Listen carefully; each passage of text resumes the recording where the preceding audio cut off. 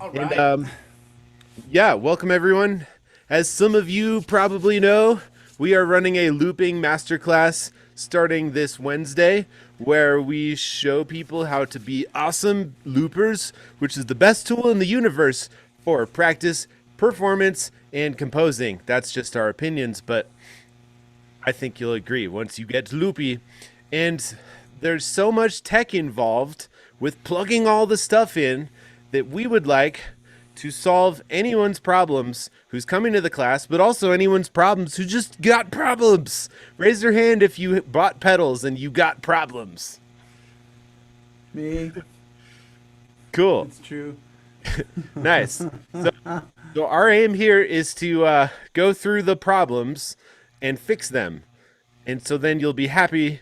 And Richard is got a question in the chat here that I think is a nice place to start with, which is just, is this the right way to wire things? So we call that signal flow. So when there's the signal starts somewhere and then it goes somewhere else and it goes somewhere else and eventually you hear it. So the signal flow is what is the order of that happening. And Some electrons are wiggling. yeah. Where and how, and which ones are pushing which ones? These are the questions.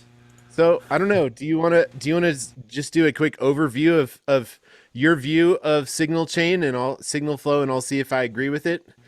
Me or You, yes, you, Rob. Sorry, oh, yes, you. I mean, sure. I guess the simplest signal flow, if you're playing an acoustic instrument, is at least on this violin. I wiggle the strings. It vibrates the amplifier part.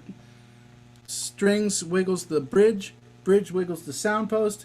Sound post, well, the top of the violin and the bottom of the violin wiggle. The air in the middle of it wiggles, and it shoots out the F holes. But that doesn't help me get into the looper, so I've attached this to a pickup, and that is a tiny little transducer wedged into the bridge. So now that's wiggling, and the wiggles there are turned into electricity, which is amplified by this tiny little preamp, which has a 9-volt battery, and that goes into this cable. And that cable goes down into a pedal on the floor, which you can see in my pedal cam. Let's switch over to pedal cam here. There's my pedals. So it's going in there, and then it's going through all these, and then it comes out into the looper, and then it goes out into a cabinet simulator, and then that goes back into my computer via the audio interface, and that's how my signal flow is going right now. It's actually slightly more complicated than that because I'm also sending other things like this synthesizer to the same pedal board, so that there's a merging of signals somewhere along there. But every little rectangle, every little box on that pedal board has an input and an output. And so you kind of have to trace the cables along, input to input of the next thing, into the output of that thing, to the input of the next thing, and so on and so forth. Yeah. So yeah. so Nancy's typing in the chat, "OMG, I just want to plug and play." Now here's the thing: you can go directly from your instrument to an amp, but that won't have a looper, right? So Right. the second you have an instrument going somewhere else, we have to start making decisions. And as Rob was, yeah, My amp has the loop thing. Oh, what? Your amp has a looper in it? It has a loop. Wait, look. Oh, it has. It's a Does it say? volume. Okay. So what we've got here is a Rob, you loop got send this. You return. got this. Yes. Okay. Great. Here's. This is not the loop you're looking for. This is Because exactly that- why we're doing this. Yes. The word loop is slightly misleading because what is a loop? Technically, this piece of paper wrapped into a circle is a loop. It is not the same as a phrase recorder and sampler, which is what we commonly mean. The Boomerang 3 over there on my foot cam here, that's my looper pedal, and it says on it phrase sampler. It samples, it records the audio But that's this going in. this does too. What does it say? On My it? foot switch. Let's take a look here. Yes, okay, so that's a foot switch, Right. which means it's a switch that you tap with your foot. It does not necessarily mean it records audio. It means it changes something. Yes? What's the name of your amp? Yes. I lost you. Oh, I'm still here. I just made you big on my end, so let me Um, turn it's a off. Roland. It's a Roland, and it even works with batteries. So you We can. need to know which specific model. What Roland? Oh, AC 33. AC 33, acoustic chorus 33. Is that what it is? Yeah. Roland AC 33. It does Okay. have a phrase It's looper on it. Look at that. What? Get look. out. Most Yeah. amps do This Way. not have phrase loopers. You bought the rare this one. is for privileged busters. You know. Oh, Ah, phrase looper with okay. 40 seconds of record time. Wow. Thank you. Okay. Okay. Holy crap. Okay, we're going to revise what we're saying. If you have an amp that has a looper in it, you can plug and play. You can plug your instrument straight into the amp and it'll be fine. I do think if you had a preamp, that always helps, but I bet you there's one built into that amp too. Wow. So, You've Well, hit the jackpot. yeah. Maybe, if it sounds good. if you don't want to buy lots of small expensive things, exactly, you have now hit the jackpot. I prefer buying lots of small, expensive things. Yeah. Okay. Because what's savings anyway? So let's talk about the value of a preamp for a second. The preamp situation is what, like, yes, you can have lots of effects and you can have lots of stuff plugged in, but I'm wondering if we can just knock off a couple basic questions by talking about this. Sure. So the preamp is the thing. You don't need to know what impedance is, but you need to know that it exists. It is a thing, and you have it's coming out of your instrument one way, and it's going to your amp a different way. And when It's you buy this. a sweet preamp that's made for acoustic instruments, it's going to match the impedance so that you sound better. If you're like, That's right. why does my pickup sound thin and waspy, and I don't sound like an acoustic instrument, and you haven't tried using an acoustic instrument preamp, that's your first step. From there, This, by the way, is not impedance. This is an impedance. I just want to put that in your brain. that's an impedance. This is an impedance. Impedance is slightly different, but it sounds similar. So I'm doing an impedance so that it remembers in your brain. yeah. Impedance. So what I'm doing is I'm going into a preamp, and then I'm running out of the effects loop into everything, and then that signal is going to my amp. So if you think about it, I really have fiddle into preamp into amp. My amplifier, the speaker that makes the actual sound, and all the other things are in a loop, not to be confused with, as Rob said, phrase looper. So let's get into these. So like just at its most basic level, like you need to have like a 1/4 inch out of your instrument. You got to run a cable out of that into a looping pedal if you're going to loop, and a cable out of that into your amp.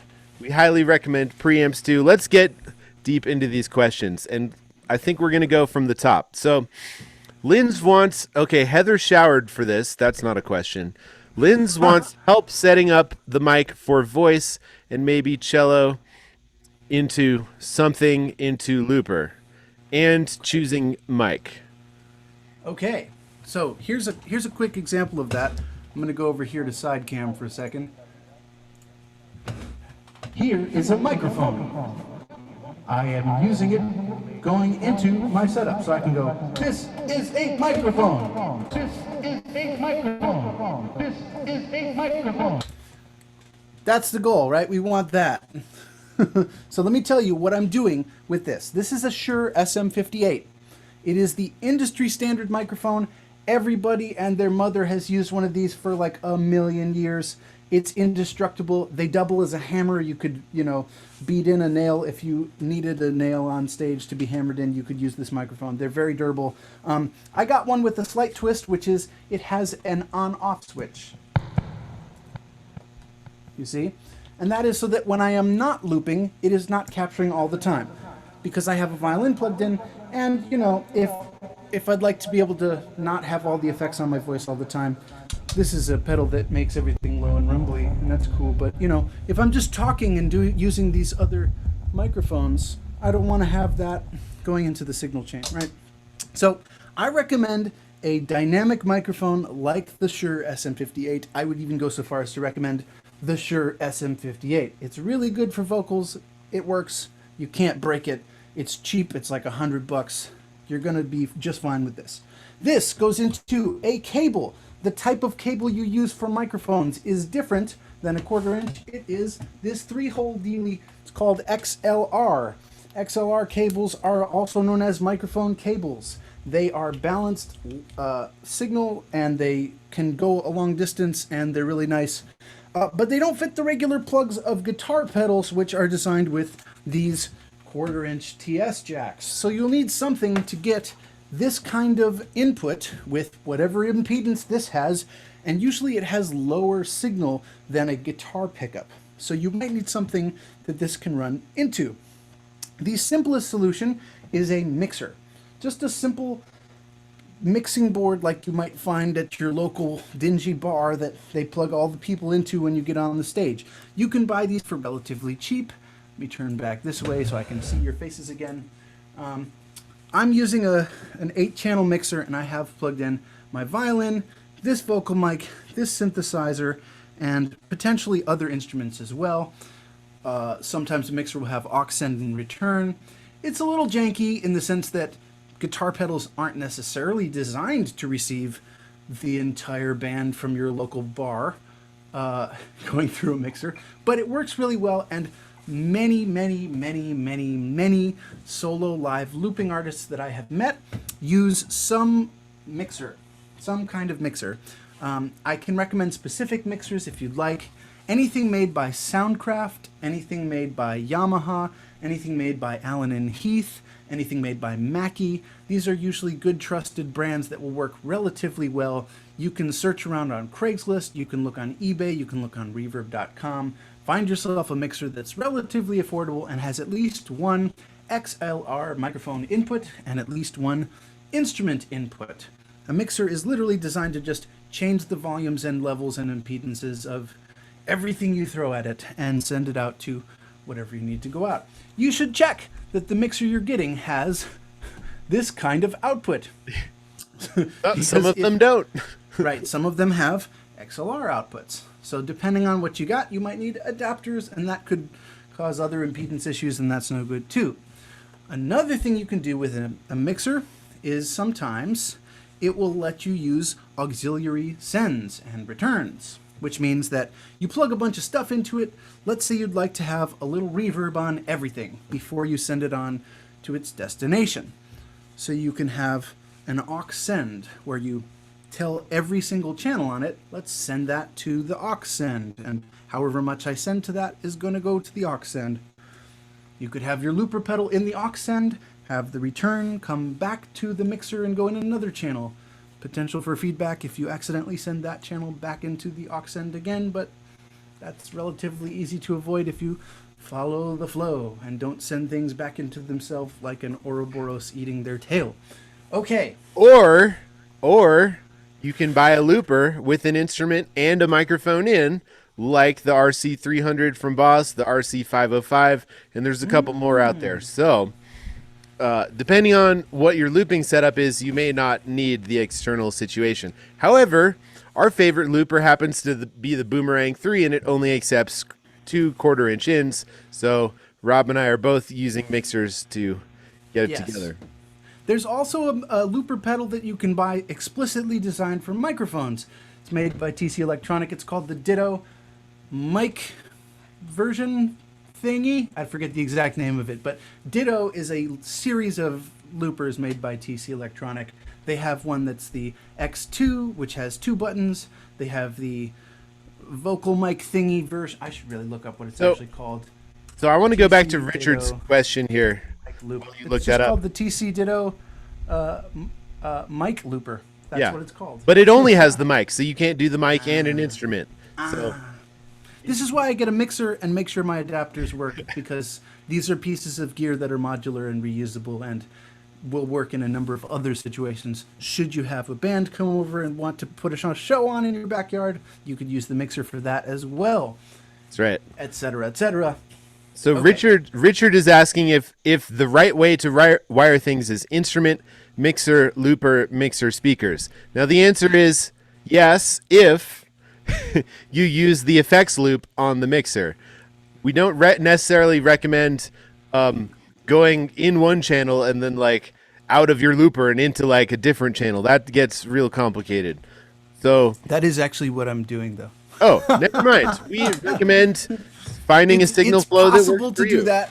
Okay, It's just there murky, you and go. I'm gonna tear my whole thing apart and do something different because I don't like quite the way it sounds. I think there's an extra. Here's the problem with mixers that you got to know about. If you are using a mixer, it is designed to accept all kinds of stuff: microphones, instruments, line level signal, and line level and instrument level signal both come out of this thing, but are slightly different hotness or level, I guess. It's designed to take all of them and send out with faders and sliders to balance it out. But depending on the quality of the preamps in the mixer, it may increase your noise floor. Which means, can you hear the fan in my computer right now? This background noise a yeah. little bit. I'm unhappy with this noise floor, but there's nothing I can do about it. It's built into this computer, and when it's on, it's noisy. I have condensers that are picking up the sound in the room.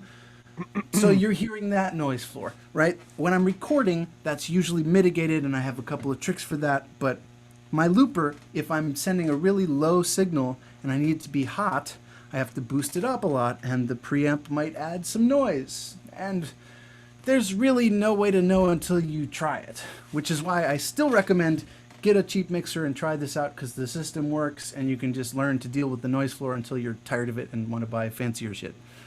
In less words, there's more than one way to plug it in, and if it's not working, you can try a different way. Well said. So let's go down to Danny here. What kind of amplification do you recommend for getting my mandolin into the looping setup? Mike, and what kind pickup? Okay, so we recommend pickups for looping because otherwise your microphone starts to pick up the other layers. When you've got a microphone going, it's good for about a layer or two, but you're going to start to get louder and crazier and more uncontrollable the more things use a mic. So when you've got the pickup going, that's great. So Rob was just showing, I believe that's a K&K. That is exactly what this is. The mandolin pickup I use is the K&K. Yeah.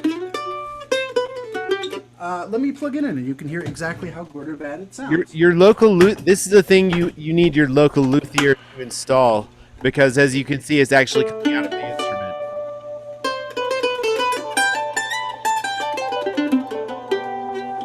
You're hearing a mixture of the acoustic instrument in the room. I'm going to make it one more obvious step and mute the room mics.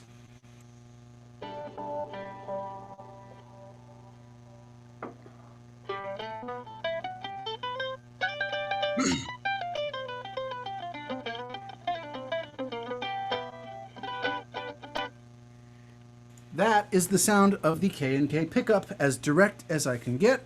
With only a minimal amount of signal processing, I still have a preamp that I'm going into, and I even have a little bit of compression from an always-on compressor pedal. That's fancy extra sauce you don't need, but I like, and I could tell you why if you're curious. But that's the sound of my K&K pickup relative to the instrument mic. I think it sounds pretty good. That's my 2 cents. Okay, so continuing on this Danny's question about what kind of, so we recommend the K&K, and that's going to be really great for mandolin. It's hard to position yourself playing the mandolin in front of an SM58 and get consistent sound as well. I know Rob has experienced that, and that's probably why he bought a K&K. So correct. In terms of like what amp do I buy? That's actually a really big question, and we think the answer is an amp that you like the sound of. So that's a really good answer. So things we would recommend include going into a store, going into a pawn shop, especially with your mask on. Keep your mask on before you get into the pawn shop. I mean, I use an SWR California Blonde, which is not made anymore, but it's sort of the Marshall stack of acoustic amps, and I got it real cheap by bringing my instrument into a pawn shop in Billings, Montana, plugging it in and saying, I like that sound. That is how I chose the amp. You too can walk into a store with your instrument, and they'll be excited to let you try their amps because they want you to buy one. So you can 100% read all the internet you want, but there's no substitute until you plug in to plugging it in. Okay, but 3 categories to check out. Acoustic Okay, amps, acoustic amps, keyboard amps, and tube amps. Bass amps Right. work pretty good too. So Yep. you'll hear the difference when you plug in. That's right. A couple things to think and keep in mind. If you are going into a Guitar Center or similar pawn shop, whatever, and you want to plug into any old random amp, you might want to bring along your little preamp, because if this amp is designed for keyboards or for guitars, it might be expecting a guitar-like input signal, and if you're sending it a piezo pickup, it might be kind of thin and nasal and you think the amp sounds bad, but really you just forgot to bring your preamp along. I use the Schertler Stat V pickup on my violin. It has this little preamp box that always comes with the signal. And at first I thought that was a real drag until I realized years later that meant this is the tiniest battery-powered preamp you could bring along, and I can just walk into any guitar store. And this is also why I have discovered a love for tube amps, specifically guitar tube amps that have high headroom and have a pretty nice clean sound. There's something about tubes and the way they squish and compress, which is less accurate. It is a lo-fi, less accurate representation. It does not sound the same as the violin, but realistically, a pickup is never going to have the acoustic properties of the instrument. And if it does, you basically have a mic and have all of the feedback and challenging issues that you did with a regular old mic, right? So I'm treating the pickup as a completely different instrument. This is now an electric violin that I process differently. I think of it differently. It has a different sound. And the only way you can determine which violin-like sound you have is really up to you and trial and error. It also means if you play guitar, these are the same amps that you'd like for guitar. I know we have at least one guitarist on the call. My friend Ruff is here. Hey Ruff, how you doing? He's a guitarist. He's based out of Atlanta. Ruff, what do you look for in an amplifier? I am a guitarist that goes against the grain, and I don't go for traditional guitar sounds to begin with. I always look for what's going to be the clearest reference for me, whatever I consider to have the most flat response, so that I can shape the EQ to my liking with everything else that I have. For a long time, as a guitarist, I had to compete with drummers. I went for solid state crate 212 combos, because I like open back combos for the enhanced mid range that they naturally add to the sound. But I'm looking at getting myself a Head Rush FR. Sweet. So just in the box, do all the processing in a pedal. This is a whole new world, by the way. It's 2021, and we've got all these amazing amp simulators. There's things like the Line 6 HX Stomp, the Head Rush, as Ruff mentioned. There's the Kemper, there's the Helix, there's the Fractal. There's all kinds of brilliant little computer boxes that will do the job of an amplifier. If you're sending out to a PA in a front of house in a venue. For loopers at home, you might want something that sounds a little natural. I find also too, if I want to have a little tiny amp that I can take with me and go play a gig in someone's backyard, we tend to recommend, for price point, relative fidelity for an acoustic violin sound, the Fishman Loudbox. This is a great all-rounder amp. It just works well, solid state. Doesn't have the tube squish thing, but you're going to be able to go and play a backyard party with it, and it's really loud, and you can use it like the whole PA. So, yeah, good thoughts on that. Andy, other thoughts? Anything back to you? Well, with regards to the flat sound, I forgot my other category which is a PA speaker. So one of my strategies. So I have some QSC K8.2s, and they're basically the top of the line small PA speaker, and if I can EQ my fiddle sound so that I'm happy with the way it comes out of my PA system, then I know anywhere I go in the world and plug into someone else's PA system, it's going to be pretty close when I get there. It looks like Ruff has something to say about that. Actually, was it named acoustic combo for Roland? Yes. Okay, because I found the answer. She's got an FS7, which is better than the old side-by-side switches. Ha! The side-by-side switches, you had to use a 9-volt. These will run off of whatever you just plug in. She's going to need a Y cable because it's got an A and a B on it. So it'll be a Y cable that goes to a stereo or a TRS on the other end. One of the switches, which is probably the A switch, is going to be a record, play, and overdub switch. And the second switch is going to be stop and clear. Just real basic 2-button functions for most loopers, but it handles most things that you would do. It's the same type of control system you would use on their single size stomps, like their RC5s and now their RC6s. But she's got everything that she needs to loop straight into her amp. Yeah. But Russ, how do I plug it in? You use a Y cable out of the double box. It'll be like mono on each side. One will be black and one will be red typically. And the other end. I have this. It came with this. Is that the Y cable? On my Yeah. screen. That looks why- pretty. Can we make you bigger? Let's Me? take a look. She's big. That looks like a power cable splitter. That looks like a power cable. Those adapters are a little too tiny, Nancy. You need the 1/4-inch ones. Yeah. That won't go. If you're asking if that will go to your instrument, the answer is no. You need a 1/4-inch instrument cable. No, I have. Wait. Oh, wait.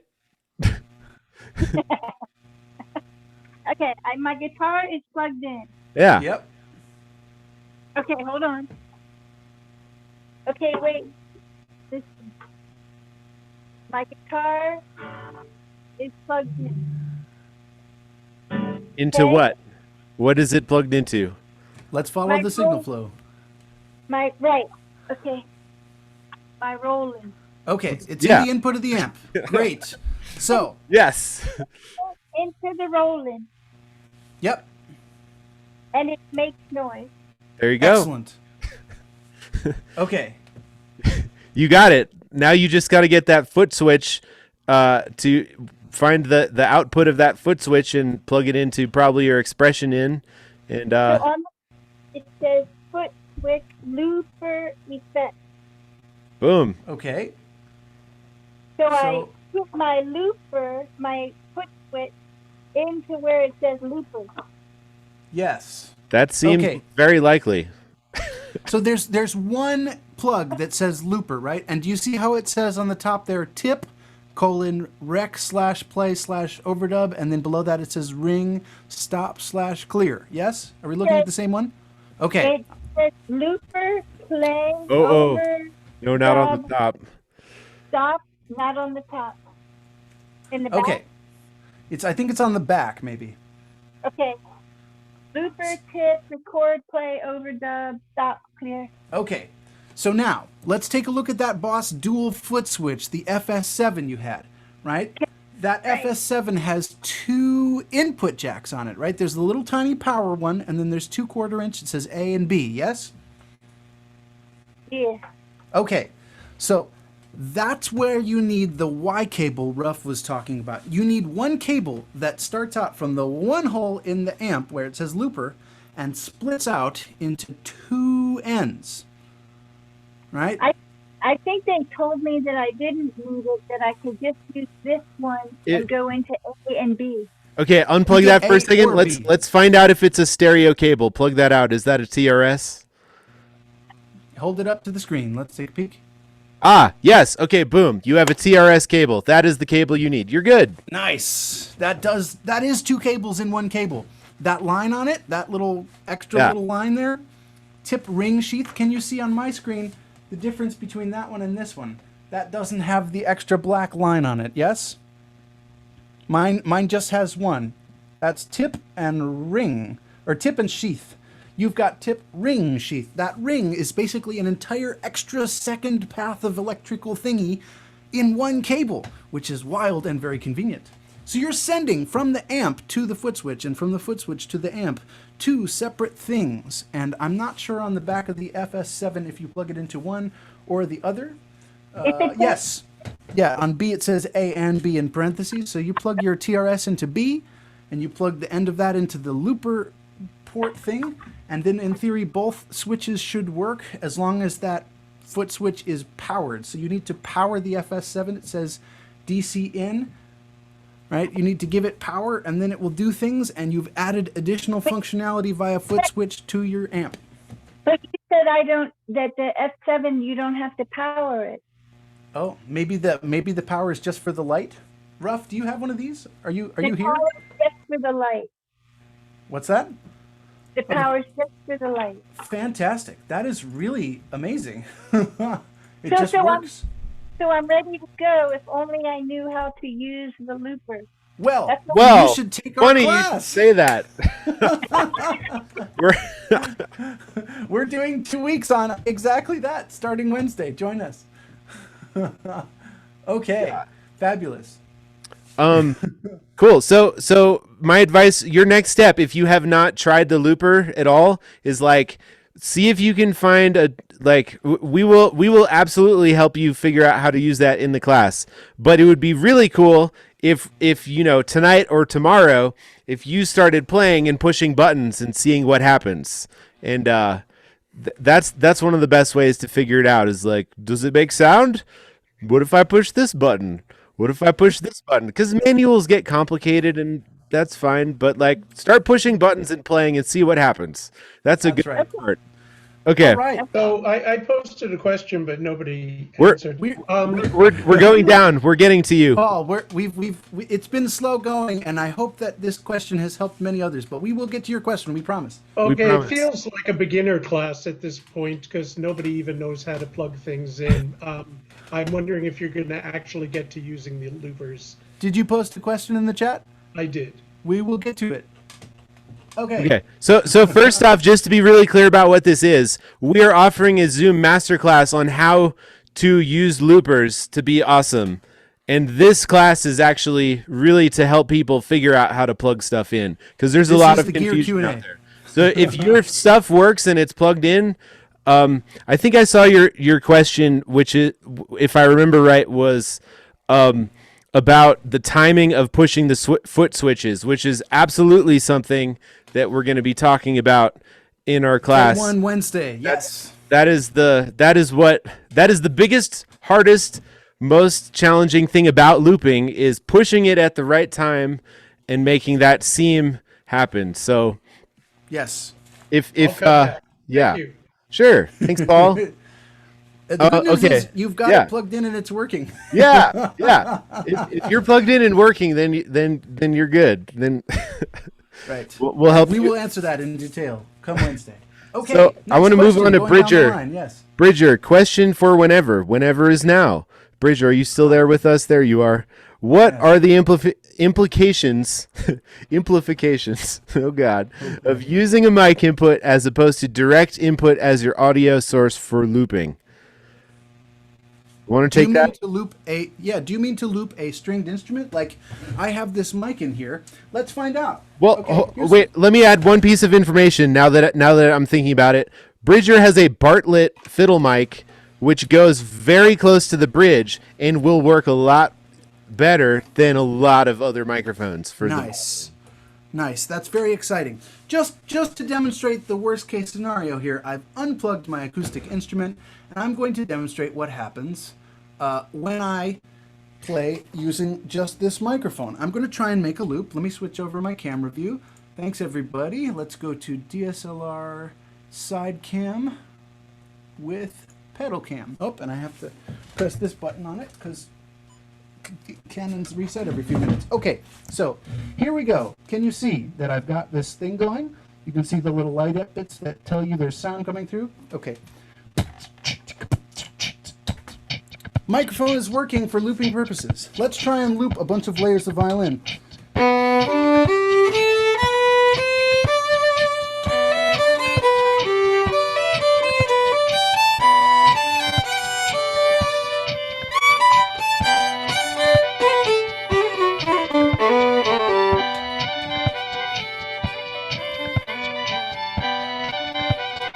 It kind of worked.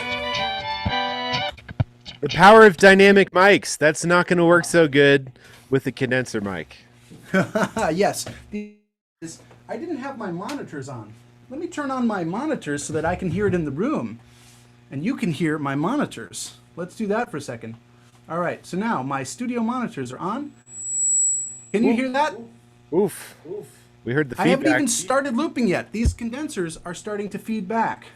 Just because the speaker output from these speakers is going into the microphone, which is then getting amplified and coming out of the speakers. Let's do the same thing again. I'm going to hit play.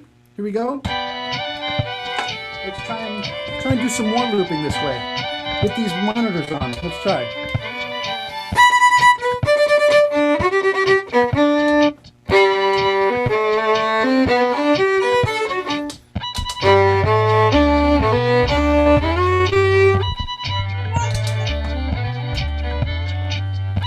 It's kind of working. So the answer is it can technically work, but everything was on the verge of exploding all the time. And if you'd like to avoid having everything almost explode all the time, we recommend a pickup. The trade-off is the sound is slightly different. The advantage is you have much more control of what the looper hears and what's going to cause problems. Does that answer your question, Bridger? Bridger? Did we lose Bridger? I see his lost face Bridger. there. Bridger, give us a sign. Are you alive? Did that help? Yes. Okay, he's alive and it helped. Now that's what I'm talking about.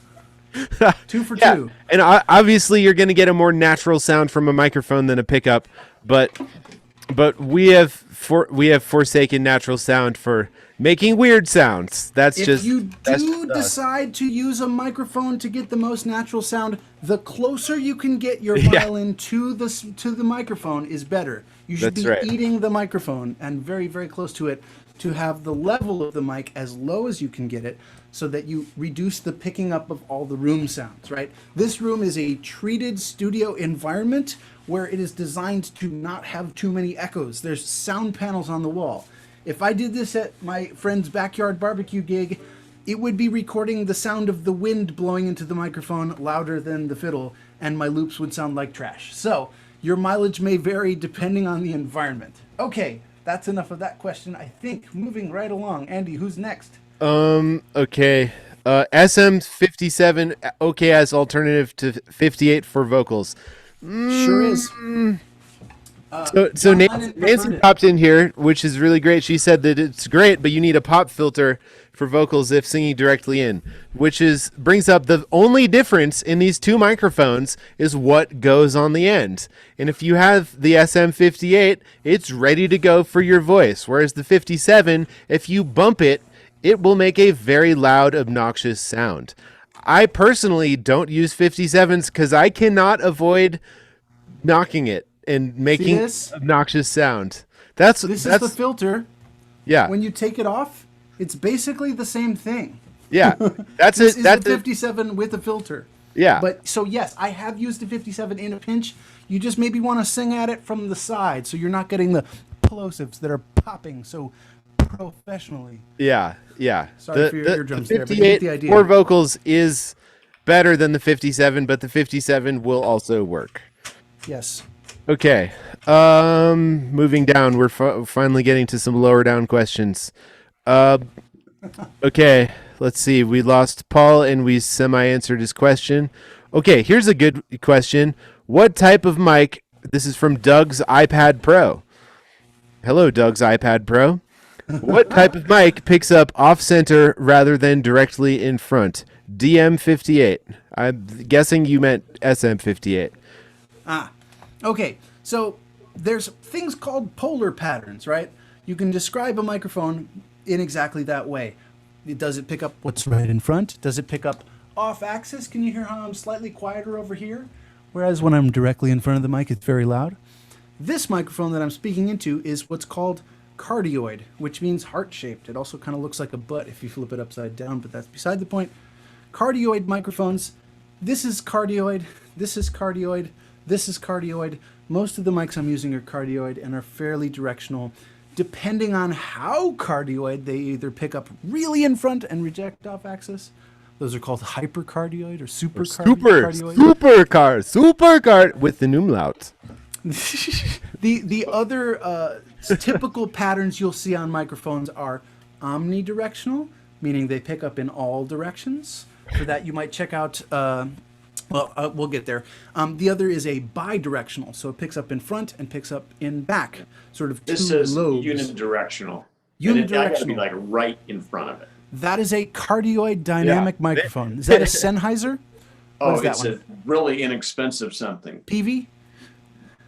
Radio Shack. These two are dynamic microphone. Okay. Perfect. It's a 58 knockoff. That's what I'm using. So if you're having problems with that for looping, it's because it's a cardioid dynamic mic and it's not as useful as a pickup for picking up violin stuff. But you said it's a knockoff of a 58. This Shure SM58 is probably what that microphone is styled off of. Okay, but this says unidirectional, so I got to be Yes. like in front of it. So Same with this one. Unidirectional the is same way, right in front of it. Yep. unidirectional is a way Cardioid- of saying we know that you didn't spend a lot of money on this mic, so we're not going to use the word cardioid. That's a bit much. I won't Is agree it? with that. Okay. Is that check too this far? out. Sorry. I'm going to What a mute 58 my condenser give me mics. some benefit over this one. Do you Let's. think? It's not going to give you much. Yeah. That mic works relatively well. It'll change a Yeah. little bit. Let me mute everything else so you can hear my 58 only. Check this out. Okay. Now, can you hear my voice from this? Yes? I'm going to back up a little bit. I'm going to back up a little bit. You can barely hear me at all, yes? Now I'm right on it and you can hear me, but it's a little distorted because I'm running through guitar pedals. Yeah. These condenser mics are running through $2,000 mic pre's, so they sound really good. Yeah. And their polar pattern is a little wider. Condensers pick up more dynamics. You have to be right up on them. You can gain this up, though, and give it a lot of boost, and it'll pick up everything, but then with that gain, you get more noise floor. So always a Okay, so- trade-off. Most tools Just- work.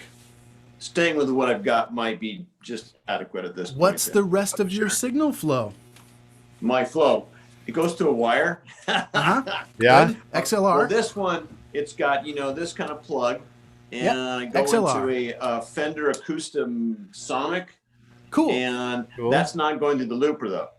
But Right. question is, I've got a Boss RC3, so I got 2 inputs, 2 outputs. I run a guitar through A, Uh-huh. and I don't have anything going through B. So I could, if I changed some of these plugs, maybe run them because the RC requires 1/4 inch. Yep. Cheapest solution you can get is one of these guys. This is the quick and dirty, not that good, but totally works solution. This little Got one. adapter. Yeah, yeah. XLR. Linz, are you noticing it this says, also too? high or low on it or something like that. Yes, high Z and low Z. Z is tech talk for impedance. Impedance. Yeah. I love that. Right? Impedance.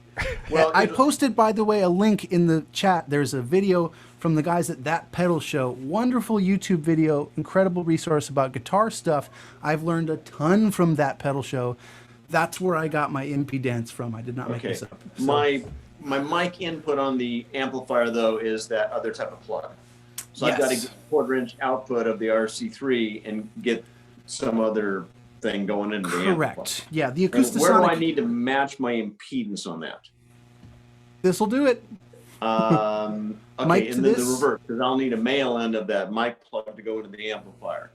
Oh, the Acoustasonic only has XLR input. It doesn't have 1/4 inch.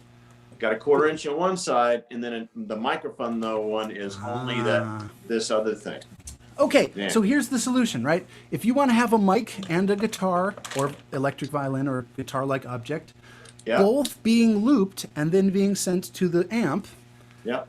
what you want is to plug both of them into the looper and only one output from the looper into one thing on the amp.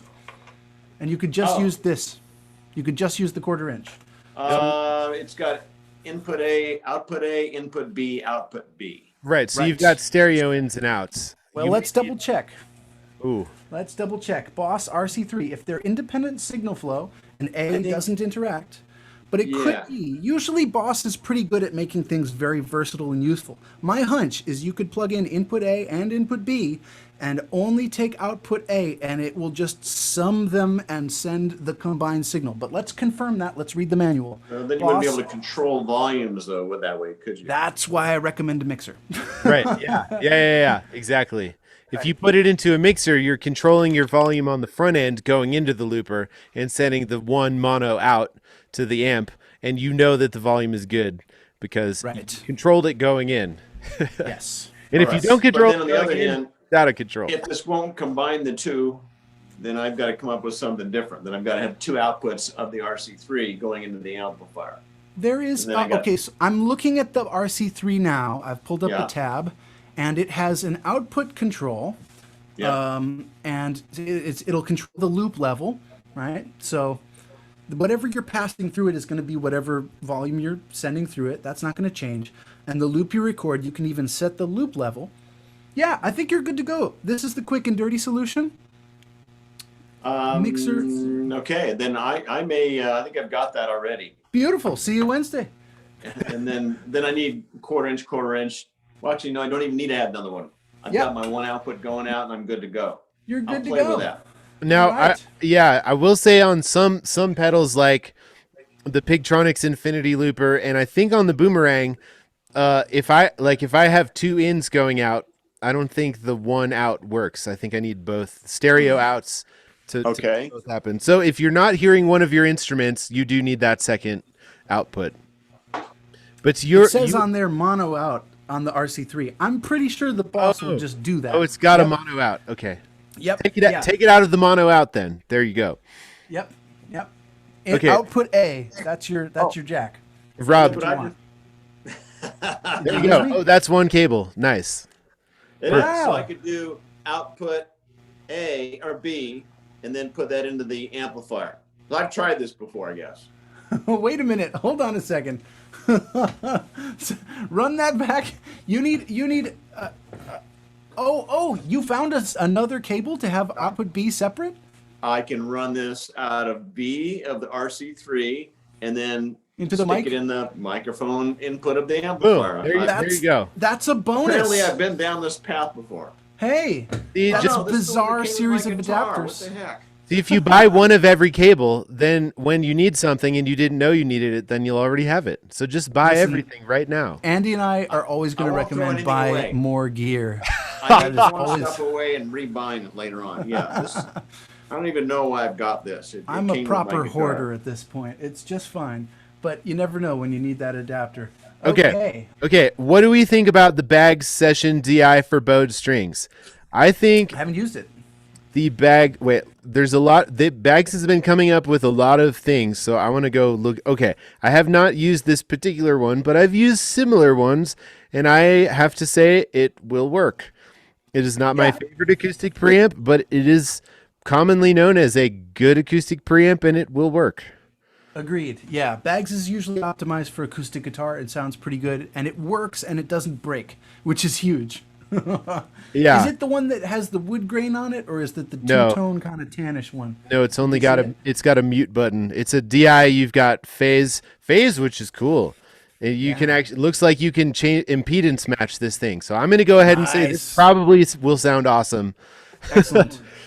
I Yeah. don't have it, but it probably sounds good. Right. Cool. That goes really nicely into what was that preamp you recommended. So there's there's ones we haven't tried, and there's ones we have tried. So what do you recommend, Rob? Gosh, there's a few really good preamps. The fanciest one your money can buy, if you want to go all out and splurge like crazy, is probably the Grace Felix, which has two separate inputs, one for a microphone, one for a pickup, so you can blend to your taste of the right balance of on the verge of feedback but sounds natural versus healthy, robust signal that's maybe a little more two-dimensional compared to your acoustic violin. Grace Felix, very good. I've used the Audio Sprockets Tone Dexter to great effect. Tone Dexter, magic red box. This one does some witchcraft. It actually will take a pickup, but it has a way to train it to make your pickup sound like a microphone, which, again, 2021, crazy robots, we're living in the future. I have used this to great effect, and it's my go-to gigging preamp now. At this point, my go-to preamp is the Chase Bliss Benson Preamp Mark II. I haven't made a video about this for my YouTube channel yet, but I've been using it for a month, and oh my god, it sounds so good. But it's like $700, so don't buy that. The LR Bags works really well. I know. It's also a fuzz pedal, so it's not for everybody. It's very Rob. Okay. Ruff, do you have something that's relevant to this question, or do you have your hand up for something else? I actually do have my hand up for something else. Oh, okay. Wait, let's come back to you next. Okay. Well, Sounds good. We're gonna hit you next. So I just want to say, again, plugging it, spending money and buying stuff and trying it is how Rob has found his favorite preamps, and it's the way that I've found my favorite preamps. My favorite is the Tonebone PZ Pre, made by Radial, known for their DIs, and it is super well impedance matched to acoustic violins. However, I think of my clean sound as a dual preamp because I'm using the preamp section of something called the Tech 21 Fly Rig 5 Cali to get a tube amp, an analog tube amp simulator into my sound so that it should sound like someone put a microphone in front of a cabinet. And that's the way that I like my sound. I've given up on acoustic violin. I would like it to sound awesome. I'm going for awesome violin. So that's... Yes, same. If I want the loop sound to sound very much like a violin, an acoustic violin, Tone Dexter works really well. Some other in-the-box witchcraft that does space laser magic. Definitely check out the Tone Dexter. There is another one that the Electric Violin Shop sells. I think it's called the V Sound 2. That one's pretty good. I just saw a new ad for Jacob Sikeli has put up a video about this new Zoom multi-effects box, the AX1 or something, and it apparently has violin presets and a mic input and impedance matching, so that could be a game changer that just came out. Ruth says she broke her V sound on the first trip out of the box. So holy cannoli. And that's not the first time I've heard that. So the reports are in. It's a fragile piece of gear. May not be roadworthy, but might survive your carpet. Grace 101 is good, Teresa. Yes. Yeah. Same. Nice. Awesome. And here's another thing. If you want to find out the latest of gear, just DM me. I will always tell you what all the gear is that's just come out. Or you can contact the Electric Violin Shop, which is a full-time staff dedicated to explicitly this question. They're tremendous customer support. Electric Violin Shop, Electric Violin Shop, Electric Violin Shop. We really like their resources. In the Electric They sell a bunch of Sprinklers stuff. Facebook group too, where you'll where Matt Bell from the Electric Violin Shop will personally answer your question. Right. Okay. Basically, find a piece of gear and DM one of us and say, "Do you like this?" And we will spill ink about what it's good and bad about. Yeah, actually, we're always happy to to answer that question anytime in the future if you see something cool. All right, Ruff, what do you got? All right, this is honestly, I'm sure it's for one of the master classes later on, but I am a guy who loves, I love tempo tap when it comes to delays. Mm-hmm. So would you guys be able to give several recommendations as far as how to sync your looper to automatically follow your tap tempo Woof. for your delay? Yes. How do you sync those two creatures together? Short answer, I usually don't. I just let the tap tempo be kind of a wash, or I get the tempo going first, and then I time my looper steps to be really precise and get it really close. That's usually, Andy's doing this right now. Okay, so right now I have this, bunk chunk going on. So our solution is to tap your foot in time. So if you Very low tech. This is where it actually comes down. We're okay. you may feel free to call us purists, but what we are really into and what we think helps musicians the most is not time syncing to a drum beat, but actually creating sounds and hitting the button right on the downbeat and then hitting it again right on that very same downbeat. And that if you've got your delay going, it should work if you start and close your loop at the right time.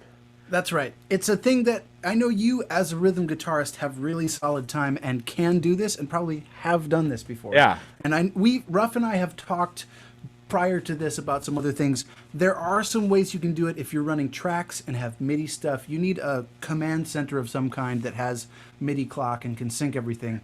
You might check out the Boss RC505. That's one that a lot of people really like as a command center. I've been watching this producer named Neon Vines. You should check out her YouTube channel. She does a whole studio tour, and she has 2 studios, like a whole studio set up, and then just like a less formal mixers into mixers, noise floor all over the place, but easy creation setup. And she's using an RC505 for her creation space. And she's taking MIDI clock from the 505, generating it from there, and it's syncing everything else. But I don't know. It kind of depends on the delay pedal, too. If you've got a tap tempo delay, usually if it's an analog pedal, that's not going to send MIDI. So you might need a magic box that's kind of a tap tempo delay, but it's actually you're tapping in a tempo, and that's changing a parameter on a digital control for a delay emulator, something like the Helix or HX Stomp or Headrush, where one tap is setting both your BPM and the delay time at the same time. But your mileage may vary, and there's a lot of different ways to achieve that. Our stuff is very simple, and the reason we're doing this masterclass is because we want to use the looper as an etch-a-sketch sort of freehand sandbox tool to help people improve their timing and their technique, as opposed to a live setup. So I hope that answers your question. All right, Andy, who's next? Actually, we seem to have gotten to the bottom. So I actually want everyone to get their typing fingers ready and answer this question. Like, on a scale of 1 to 10, how happy are you with your sound right now, plugged in? I'm just curious. Is it the sound in your head, or is it someone else's sound? 6 to 7, 7, 4. That's not a number, Chuck. 7. That's yes. Chuck, that's not a number. Okay. So 3. Okay. 3. So this is very interesting. I want to take the lowest numbers and find out what you're doing and see if we can help the lowest numbers. It's getting hot in here. Look at that. It's a Fiddle Hell. shirt. Fiddle wow. Hell shirt. Nice Oh shirt. my gosh. Registration for that Richard. also open. Okay, Richard is You should not. know. Richard rated his happiness with Wow. his sound at a 4. What is Oh your my gosh. signal flow from pickup to amp?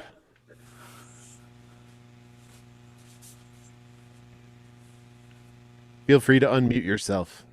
Yes, Richard, you can just speak. That's faster, probably. So I got the violin going into the mixer. Okay. Then I Using got- what? What's the in between?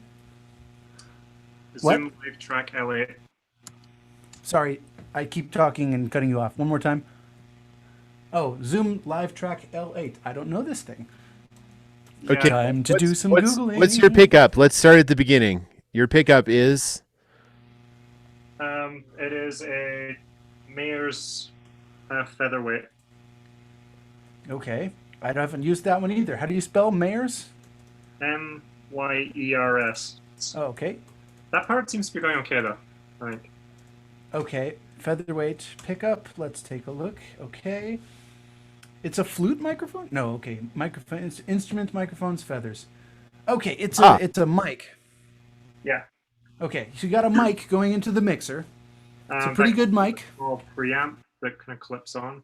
Great. Cool. That's a good sign. That's got a battery in it. Sweet. I like this. I'm going to write that down. I've never seen this mic, and that looks cool. Sweet. More stuff to buy. Wow. Just going to bookmark that for later. Okay, so you're into the mixer, then what?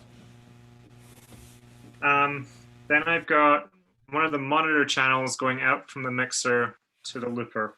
Okay. Then I've got the looper going back into the mixer. Then In I've another got channel.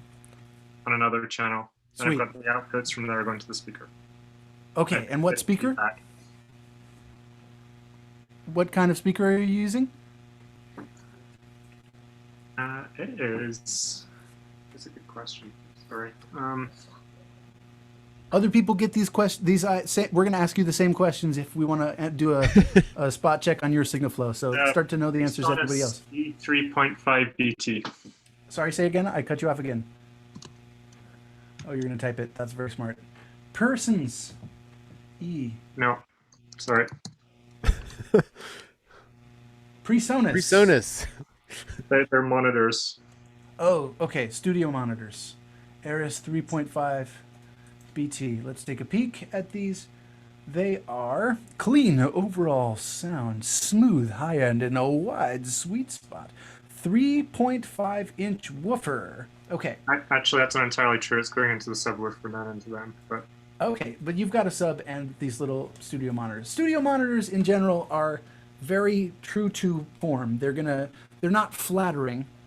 They're going to tell you exactly what's going into them. So this is a situation, at least for Andy and me, where a less precise set of speaker might give you a more flattering sound. You know, if you can see every curve of my body with very tight spandex, you'll see where all my rolls are. If I wear a three-piece suit, it's much more flattering. So in this sense, Andy's SWR California Blonde tube amp is the three-piece suit for his fiddle tone, right? That's one possible thing to consider. The amplifier is part of the instrument now. So the speaker becomes part of the thing. You could try a different monitor. Or you could possibly do some sculpting and shaping along the way. This is the equivalent of hitting the gym, but in this case it's parametric EQ. So what kind of EQ settings do you have on the channel strip for the microphone? Or actually, maybe a better question, what don't you like about your tone? Yes, that is the question. I think I've just not got the mixer quite set up right, so I'm getting feedback, I think, where it's like feeding back in or it's muted. Oh, okay. Okay. So it sounds good, except when it's going, whoop. Yeah, Okay. that built up over time.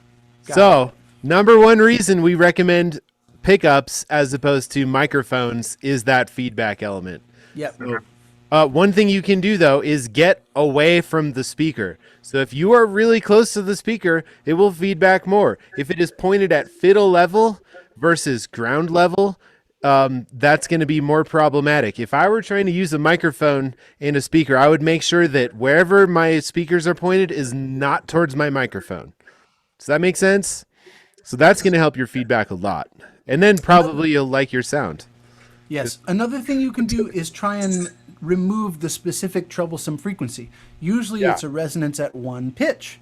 So if on your mixer, and you actually put the mixer again, let's take a look. It's the Zoom Live Track L8. Let's take a look at that mixer and see what kind of parametric EQ shaping controls you have on it. Looks like not much. Nope. Got little squishy buttons. Maybe there's some parametric EQ somewhere. It looks very, very simple, though. I don't see a lot of EQ controls on here. So, yep, there's low, mid, high, right? And that's it.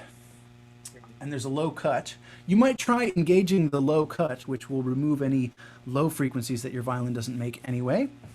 But you might want to invest in something that will give you some EQ control, right? A pedal or one of these preamps that you're going into before you hit the mixer, something that will allow you to find a specific frequency and remove it. That's sometimes called a notch filter. I used to have a preamp that was very nice, made by a company from Britain called Headway. It's the EDB2 or the EDM. I forget what it is. There's a few models, but they have a notch filter.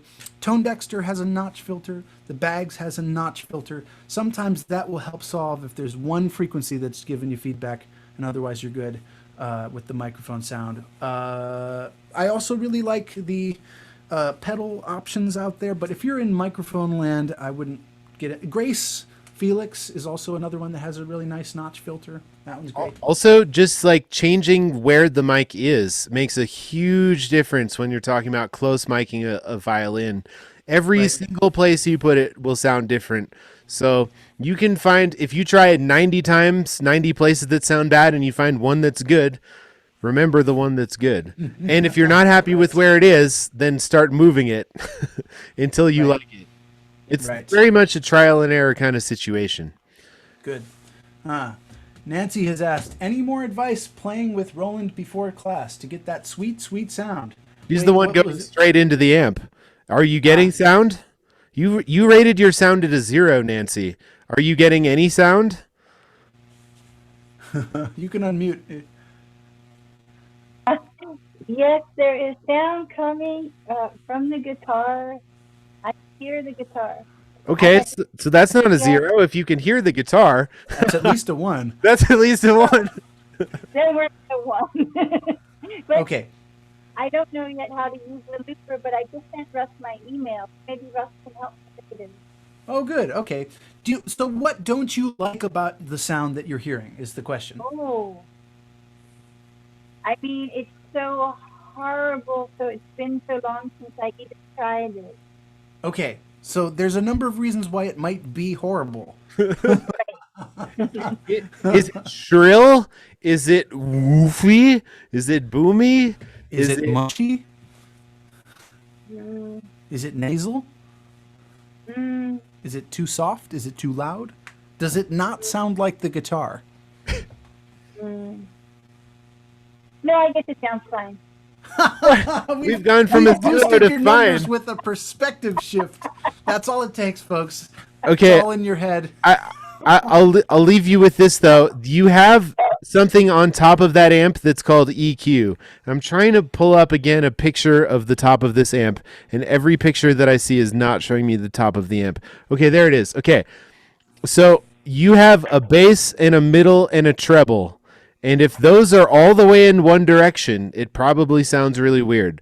So the way to start out with the EQ is to move all of those to 12 o'clock, the top of you know where 12 o'clock is, and then you can twiddle them, and then you'll either like it more or less when you turn it a direction. So the question is, Yeah. which direction and which knob and which do you like more? And you can only do that by sitting there and going, twist, twist, doop doop doop, twist, doop doop doop doop, twist. Yep. Yes.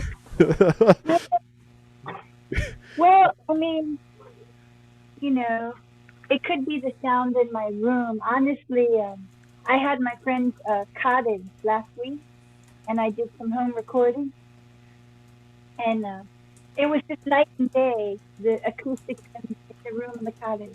Right. So different rooms require you to turn those knobs into different places because different rooms will make your instrument and the different amp sound different. So there's no one setting for all spaces. Cool. So trial and error. Have fun. Try more. Trial and error. What was I gonna say? Oh no, I forgot. Okay, let's see what's going on with Chuck. Chuck rated Put his everything a 4. at 2 o'clock.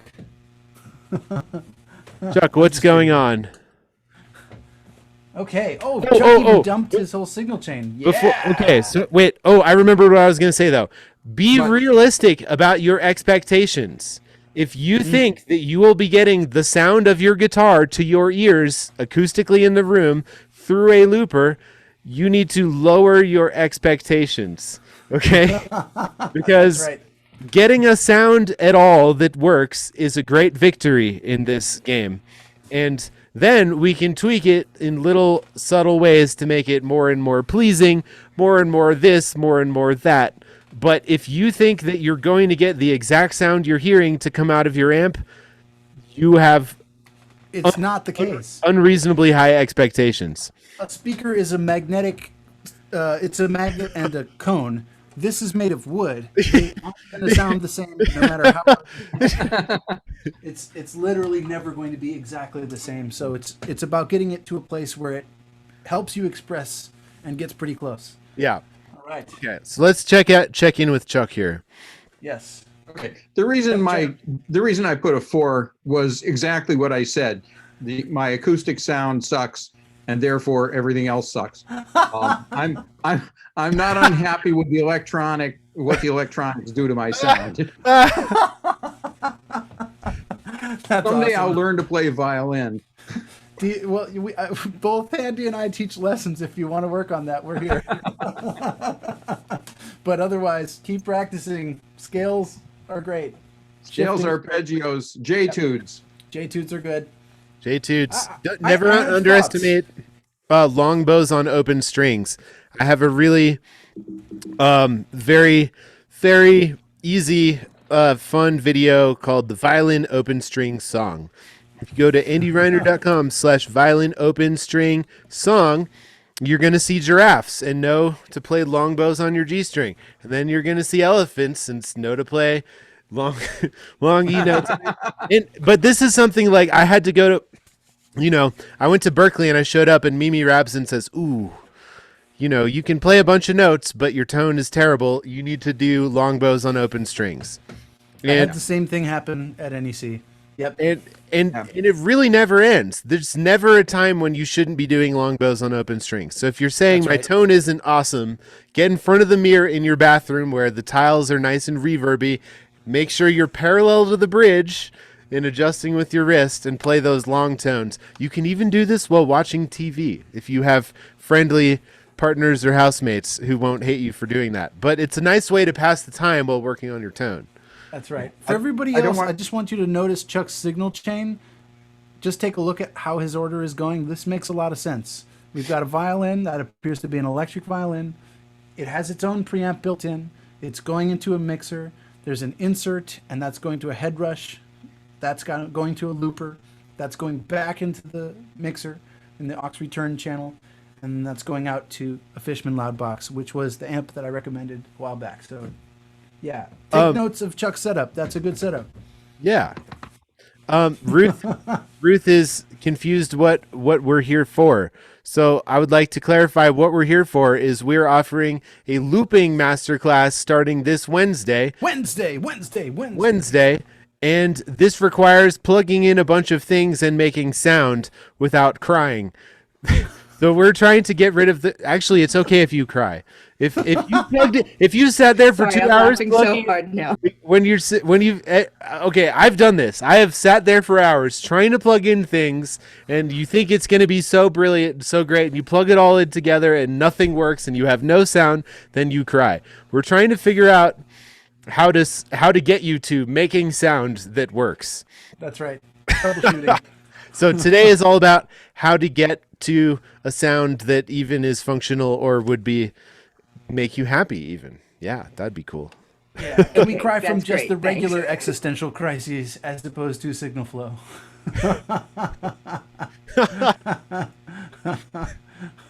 All right. Other questions? I mean, if we have no more other questions, Ruth, you did ask questions about live sound stuff, and I'm happy to answer those too. So Yeah. throw them in the chat. Yeah, any gear questions though. We'll take any gear questions. Yeah, but if you're not plugged in, if everybody here is coming to our masterclass on Wednesday and you're plugged in and ready to go, great. First objective accomplished. If you're not sure if you want to come, well, Andy, what should we do to sweeten the deal? We should probably sweeten the pot. Let's see. We offered a very low price. We didn't even talk about how low we were going to offer. Nope. So we have to decide right now in front of you. Let's if give you're you guys a discount for being here, is what I'm saying. Because thanks for showing up. I appreciate you. Yeah. So we'll say this: the full price is $200, and that's if you sign up at the very last possible second in the last couple days, because actually the early bird price ends today. So right now our early bird price is $169, and we think that's actually really good because we're going to show up for you 3 days a week for 2 weeks and give you everything that we have to make your life more awesome. However, we understand that COVID and deals, and we want to make you a sweet deal, which is the super early bird price of $99. What do you think, Rob? Can we do that? I'm gonna go to the banker in the back of the Let's Make a Wait, Deal. he's got to talk Hang to on. the bank.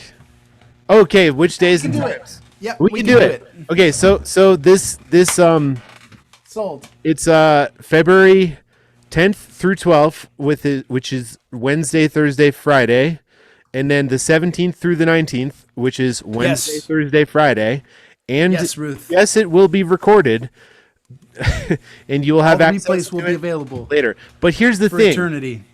Yes, you'll get replays forever, and you can change the speed and go back and retry something and all that. But I have to say, showing up live means you are most likely to learn the most things.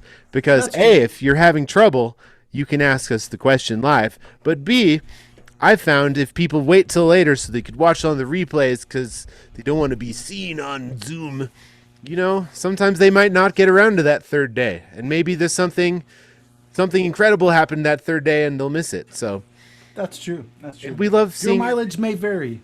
That's true.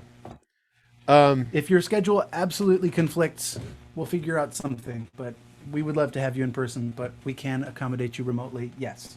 So Okay. So we This need is all way more advanced. Okay, I'm just reading some other comments here rather than continuing sales. let But- well, okay, go let me ahead, do, Andy. we just need to finish this one thing is how do they let us know that they came here and then get the super price? Let's come up with a gibberish phrase. What do you think? What's a good gibberish? Sure. Oh, the phrase will be, maybe it won't even be gibberish. The seam is the dream. Love it. The seam So, is the dream. If you go to loopmethod.com, you're going to see at the bottom where you sign up, there's a form you can fill. And at the bottom of the form, it says, where did you hear about Looping Masterclass? If you type, the seam is the dream, you get the lowest possible price, which is $99. Great. Not going to be The listed seam is the there. dream. Theme is the dream. So let's respond to this Catherine question. This is way more advanced than I am. So check this out. This is advanced as you want it to be. So the more things you have plugged in, the more complicated it gets. That's right. You can absolutely go microphone to looper to amp and call it a day. There's or pick up to loop, like the most or what was that thing that oh, she's gone now. Oh no, there she is. Nancy has an amp that has a looper built into it. You just Right. plug your instrument in. So Right. you're saying it's more advanced than you are. You might be ready to start thinking about buying an own mic instead of at the venue. In the terms clip-on mic and pickup used sort of interchangeably, but it seems like they're not the same thing. Great. Yes. Good question. Yes, they are not the same thing. All of them are ways of making your instrument louder in various ways, right? A microphone, there's a bunch of different kinds of microphones. We talked a little bit about condensers and dynamics and different patterns for which direction they pick up in. But when we're talking about using a looper pedal, usually if you're a violinist, are you a violinist, Catherine? You are, okay. So And an you awesome one. probably- Oh, sweet. Well, nice to meet you, awesome violinist, new friend. So, this is my acoustic violin, and I put on here a pickup. Do you see this little wire? Right? There's a thing wedged in my bridge now that is a piece of cork and a little electrostatic transducer. That's the Schertler Stat V. That's what I use. I've been using it for a decade. It works very well. Andy has a different one on his acoustic violin. I believe he has the LR Bags pickup, but I could be wrong. No, not the Bags. No. I'm ready for What do you any. use? I use the thing that makes the most sense for my situation. So let's start with loudest. Loudest situation, I'm standing 5 feet from a drummer. I use my Yamaha YEV. It's a solid body electric. It doesn't. It's not feed even back. the same instrument. Yeah. It's an straight solid body electric violin. I use my YAV. Okay, now let's move down a step. I want a sound acoustic, but it's still really loud. I personally use the Cremona pickup from Electric. Oh God, autocorrect. Cremona. It's with a K. No, Zoom keeps Not changing the- it. Cremona. Yep, you got it. Kremona. I use that. and I send it through my patented Andy Reiner double preamp system of tone bone piezo pre, and I had to spend $600 on 2 different preamps to make me very, very happy. But now I'm very, very happy, so that seems worth it. Now, my secret to actually like sounding like a violin is the instruments made by this guy Gary Bartig, who lives in Minneapolis, and his company he calls it Acoustic Electric Strings. Now, he makes 4 strings and 5 strings that have built-in pickups that sound really good. Here, wait. Let me plug it in and go through 0 effects, and you'll hear what that sounds like. So, if you have a spare $2,000 and you or even $1,500, you could have the ultimate violin sound built in, ready to go. But it will feedback more. While he's getting that, I'll say that I use the Schertler and it sounds pretty good. Not quite as good, but it has better rejection of feedback and lets me play more closer to the acoustic electric side of things, or towards the YEV level of loudness. Part of the reason why is I shoved a thing in my bridge, which dampens the vibrations overall. It has slight negative implications for my acoustic sound, but for the most part, nobody notices and it's fine. You might consider other pickups that do less intrusive damage to your instrument, but you know, your mileage may vary. I'm happy to message you back and forth about every conceivable pickup on the market, but all of them, it's a trade-off between volume before feedback reduction and accurate capture of your resonant instrument sound. Here's Andy. Also, like price. So that Cremona pickup is $100. This instrument, I would play acoustically in a professional setting, plugged in or not.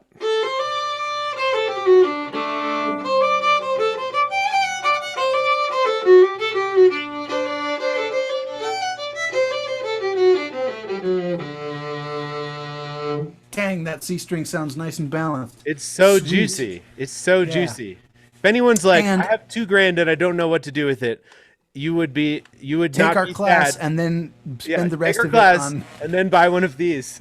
They're really Sign up to be a patron of mine on patreon.com at the highest tier, and Andy, and then buy half of a Gary Bartig violin.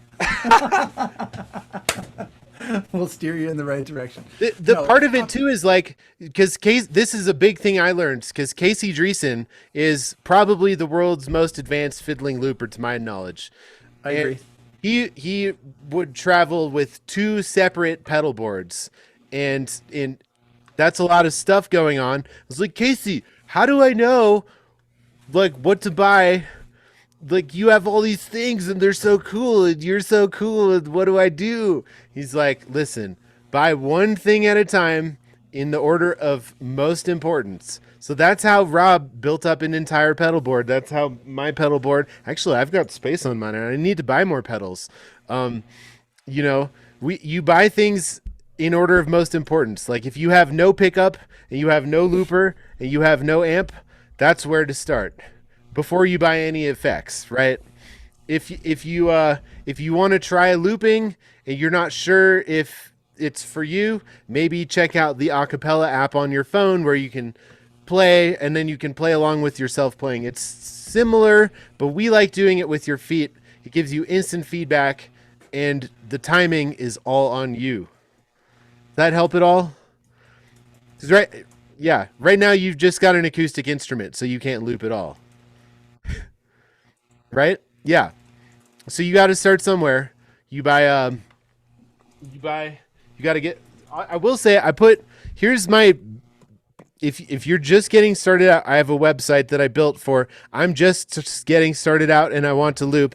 It's at andyreiner.com/methodgear.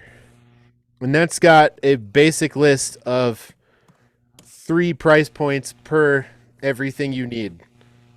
Plus bonus recommendations. Yeah. Yeah. You've got a fiddle. You need a looper to loop with. You need something to play back the things playing over and over in the looper. Let's do a quick demonstration of why you might want to do this. What? Like, Looping? let's loop. Yeah, let's loop. Sure. Okay. You want to loop or should I? I'll loop. Go for it. Oops, I forgot to turn that on.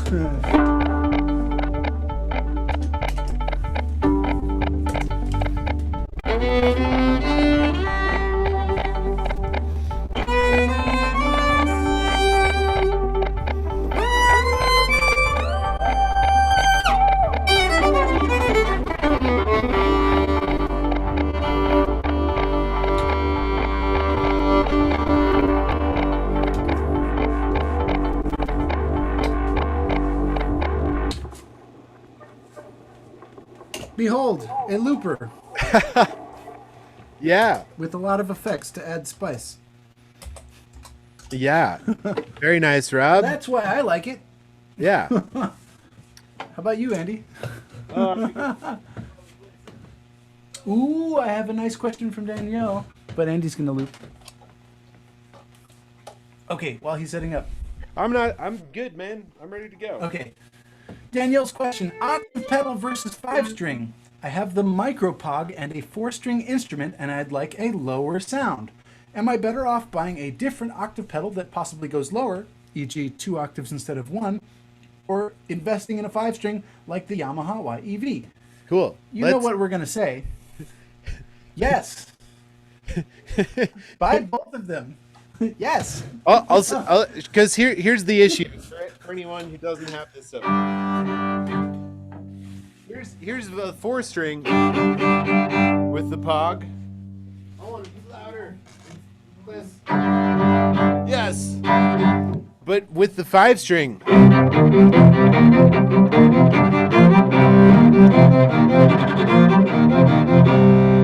So if you want that sound, I think you're going to have more luck with your polyphonic octave generator with the 5-string than the 2-octave down pog stuff, which tends to be more useful for pizzicato bass lines.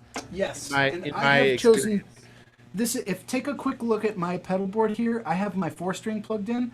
Here's pedal cam view. I have 2 pedals that are kind of slightly redundant. I have neither one of them is particularly the standard. These are both off the beaten path a bit. This one is made by a dude in Sweden. I found a demo for it. Check it out. I'm going to feed my violin a pretty hot signal. A little bit overdriving from the Benson preamp. All right, now I'm going to push this. Check it out.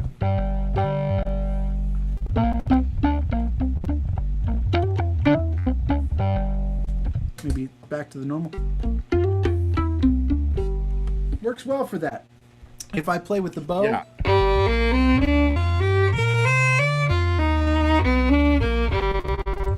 I love how it sounds like a synth bass. Sometimes I'd like more of a cello sound, so I use the Maris Enzo set to basically do the Pog pitchfork 1-octave down thing.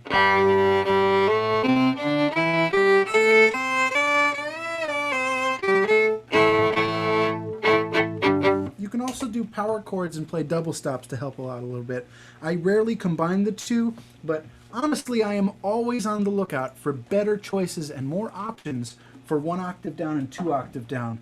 The micropog works well. You can get the full-size pog that has sliders for 1-octave and 2 octaves. You can kind of blend both in. Boss OC5 does a nice synth bass 2 octaves down thing. You could stack 2 pogs together. Here, I've got this setting on my this setting on here. You're not seeing it anymore. Here's my pedal cam again. This is the synesthesia. It actually has an octave down setting as well. Check it out. Without it, surprisingly good.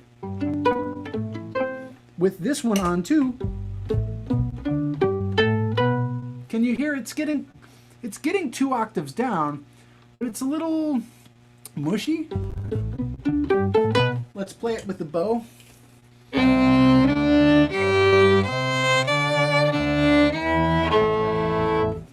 So it's really up to you in terms of your personal tastes of which octave down sound you like. You know, the other thing you could do is buy even more gear. I've got this Glasser 5-string that I put octave strings on it, so it's down in the cello register acoustically. Yep. And when I plug that in, I could drop it down only 1 octave, and that works well too. So I mean, seriously, my answer is buy all of them, or at least plug into all of them and try it and see which you prefer the flavor of. If you can find a store that does some trading back and forth, like you can rent something or check it out. There's even a website that does pedal rentals. I think it's called Pedal Genie. Seriously, Pedal Right. Genie, Yeah. Genie. And you can test stuff out and see. Ruff, I know, likes the Boss PS6, the Harmonist for shifting down, and that has pretty good tracking. Yes. It also does things like allow you to do an octave down and a fifth above, or you can do 3-part harmonies intelligently in major or minor, which is why I love that pedal so much. And I was drawn to the Boss to begin with because I was watching violinists. I'm a guitarist, but I was watching violinists, and it's near impossible to get the Boss to glitch. And if it doesn't miss track with all of the extra harmonics that come off of a violin, then it was the right choice for me as a guitarist. But it does all kinds of amazing things. Yeah. The other thing I wanted to Worth throw a out look. there- the other thing I want to throw out there is there's a pedal mod company that I follow that's called Kinetone. Oh, And yes. They will take a micropog and turn it into a double micropog. So you can make one set of settings for 2 individual switches. They actually install 2 foot switches into the pedal, and it's very reasonable price. For presets? Yeah, Kinetone. You Oh. take a 3-knob pedal and now it has 6 knobs. You mail them your pedal, they mail it back with twice as many knobs on it. I might Very cool. I might take them up on that. That sounds really cool. Kinnatone. I've seen them on Instagram for months and I've never actually tried their stuff, but it looks really cool. They mod all kinds of stuff. Yeah, they mod Line 6DL4s to make them decked out. Yeah. Cool, There's because the I Roadster already have that Roadster, thing, but I would have to live without it for a while, which would be a super big bummer. Good thing I have Which a is pit- why the answer is always buy more buy pedals. more gear.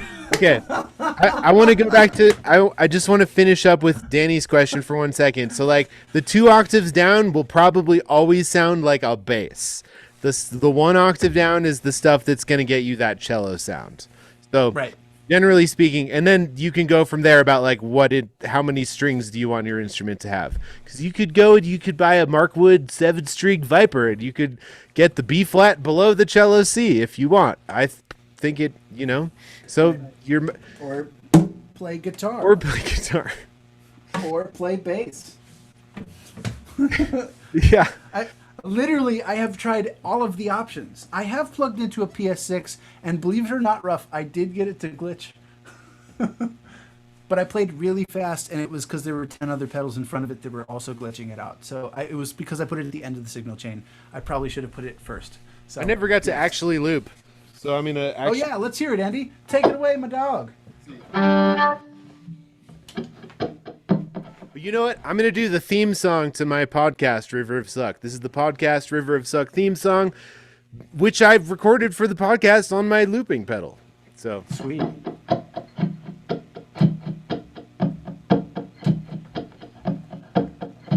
oh.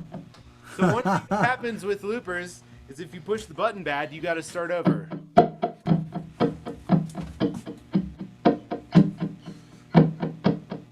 Wow. I can use loops.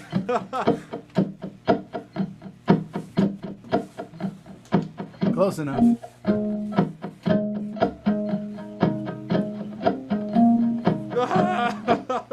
Oh my gosh. Wow, I haven't looped this one in a while. Oh my gosh. All right, now do Paganini Caprice I'm 24. having a looping meltdown. We're going to show you what to do when this happens in the class. That's day 2.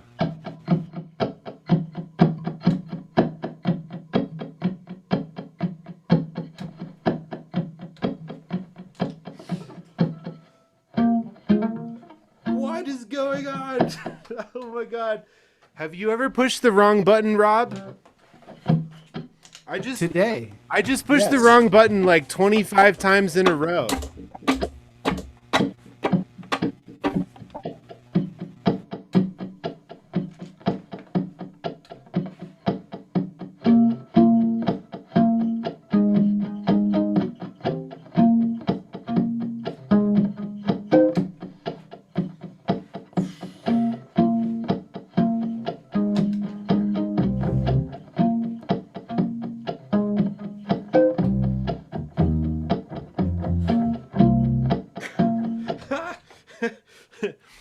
You need to practice. All right, I got it. Oh my gosh. Is that it?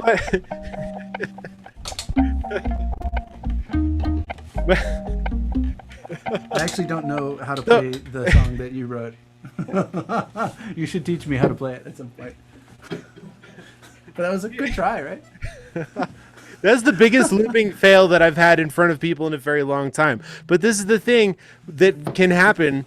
You can push the wrong button and like it's not like playing in a band where you can just like play that note, the wrong note 3 more times. The looper is unforgivable, and all it does is tell the truth. Okay? Right. So if you don't want to hear the truth about your playing, you should definitely avoid loopers. But if you want instant feedback on everything that you're doing wrong, the looper will not hesitate to tell you. I'm gonna give it one more shot just to redeem myself. Okay, I'll stop looping your loop.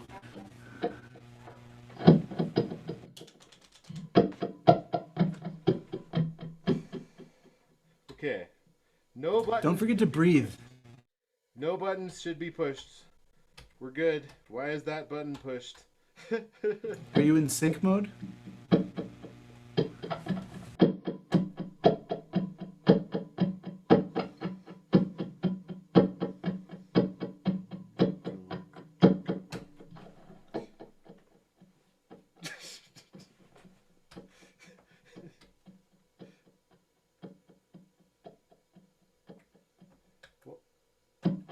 Hey!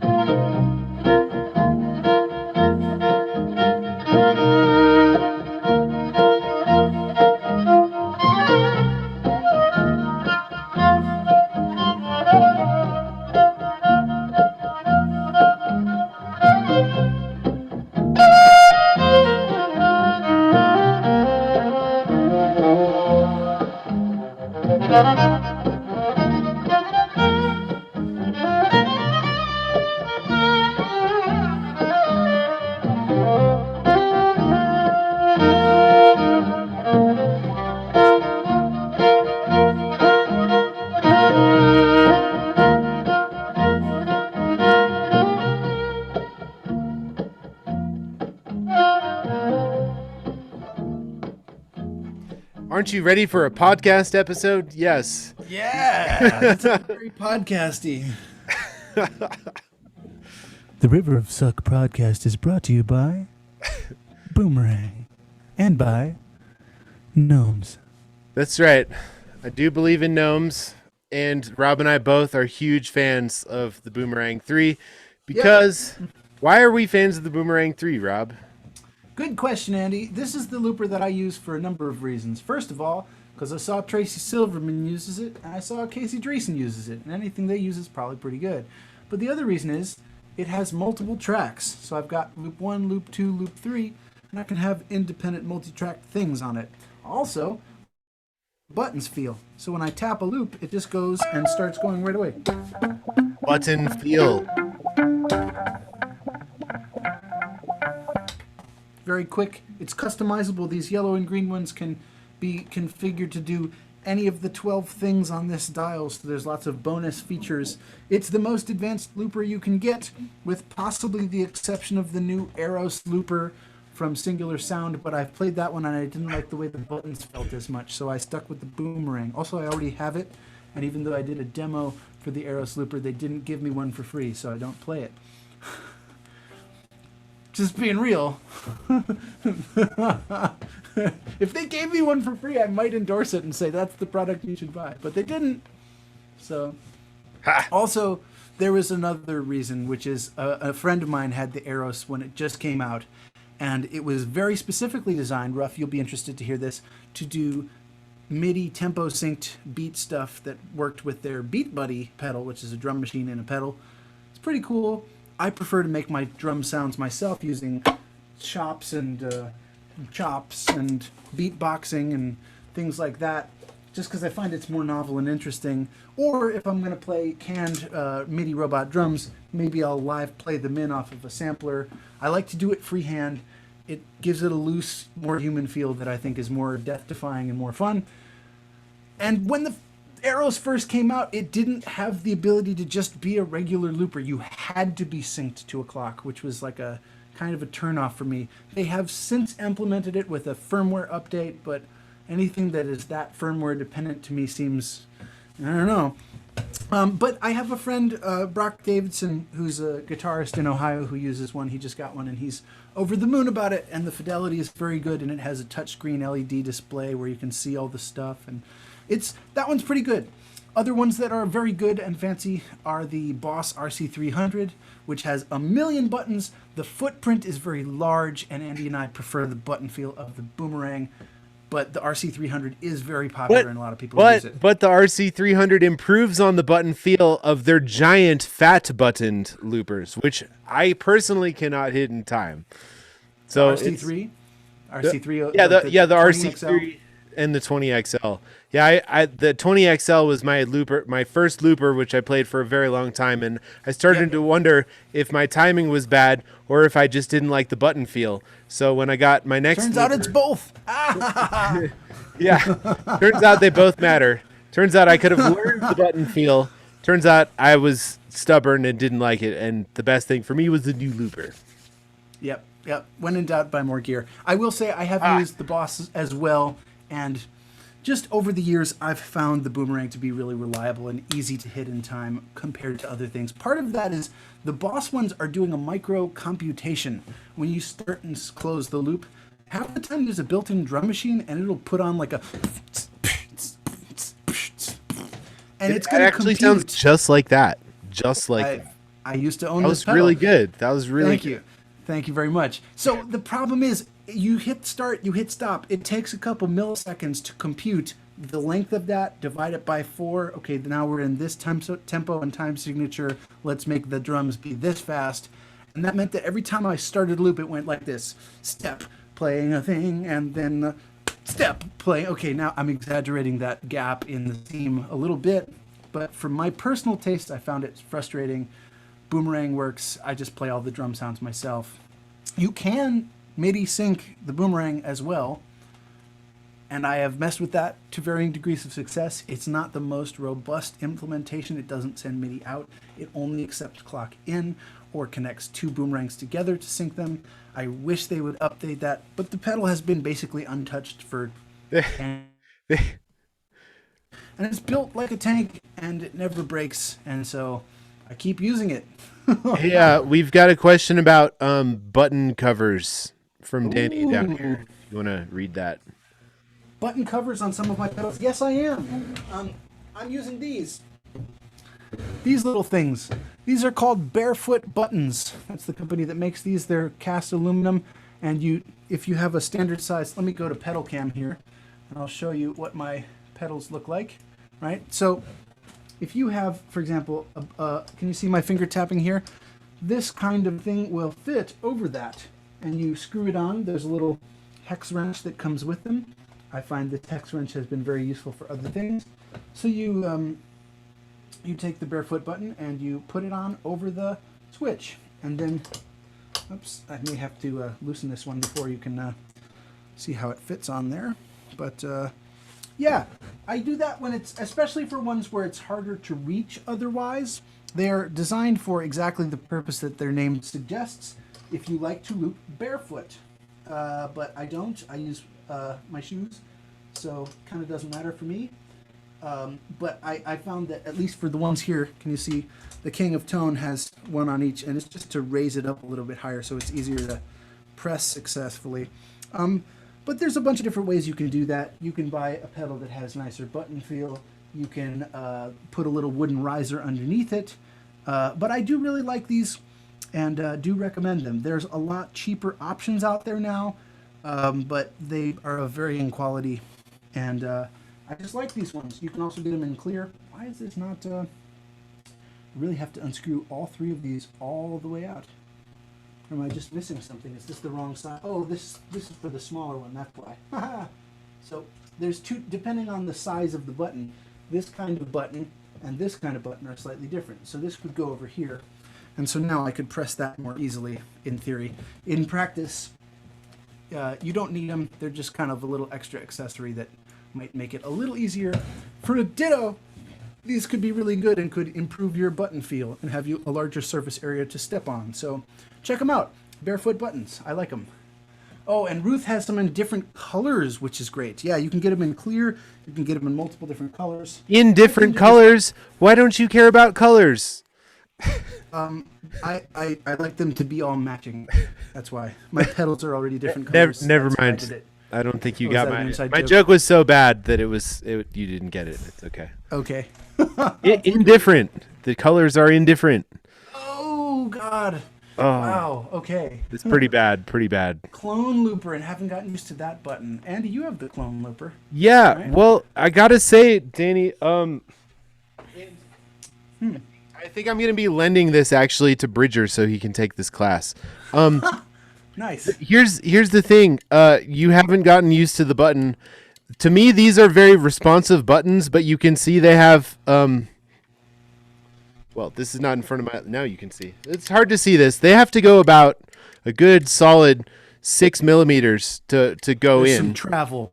There's It's some like having high action on your strings. Yeah. right. High So action on your buttons. and not only that, it's actually if you put it on a pedal board, that button is then pretty high off the floor.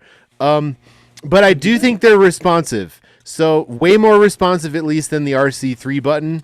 So it could be a practice, a thing about practicing. But if you really don't like the way that these buttons feel, we're telling you the Cadillac of button feel of loopers is the Boomerang 3. So it's Rob. Can you show those buttons on the Boomerang for a second? Like look Yes. how good these buttons are. You won't believe how good these buttons are. And check out how far they have to travel. It's like maybe a millimeter, maybe 2. Very slim. Very Here, slim. here, push it. That's a good view. Let's see that button push. Look at that. That's all we're talking about. You know, so if you want 1 to 2 millimeters instead of 6, and that would make the difference for you, we are not the people who are going to tell you to buy less pedals. We're going to tell you to buy more pedals until you're happy. That's right. This is a good time for a reverb.com plug. Not that we're affiliated with them, because we're not. But We are not. if you buy pedals used from Reverb, Wish I were. chances are you can resell it if you don't like it on Reverb for the same price you bought it. Whereas if you buy a new pedal, it immediately loses value. But used right. pedals stay used pedals, even if you're the 4th, 5th owner. So I buy pretty, like if I want to try something, I just buy it from Reverb used if I can. Because I just feel like it's not a risk at all. Craigslist is even more fun, but it's more of a safari. It's like, what's that one? I do recommend Craigslist for Gear Safari because you can be like, what the hell is this pedal? I didn't even know. And then you watch 6 YouTube demos and you find the other pedal that you actually wanted. And yeah, nope. There's a lot of things in my pedal library at this point that started off as a Reverb. What is that? Yeah. Yep. Oh, Cool. yes. Yeah, Danielle, that's a great analogy. The clutch. Yeah, the feel of the clutch on a manual transmission car varies from car to car. If you learn on one that has really sticky clutch, you're going to be able to drive anything. The Boomerang is a Maserati of button feel. The Boss RC20 XL is that old truck that you really have to muscle. Yeah. But if you know how to do it, then you're set and you'll enjoy the Maserati more if you want to buy a Maserati, you know. Anyway. Here is the key to the clone looper button push technique, by the way. You have to do it fast. Like none of this, like I am going to consider pushing this button. You can actually, you can actually see now. Listen carefully. Okay, you hear that click. That was when it went down pretty far.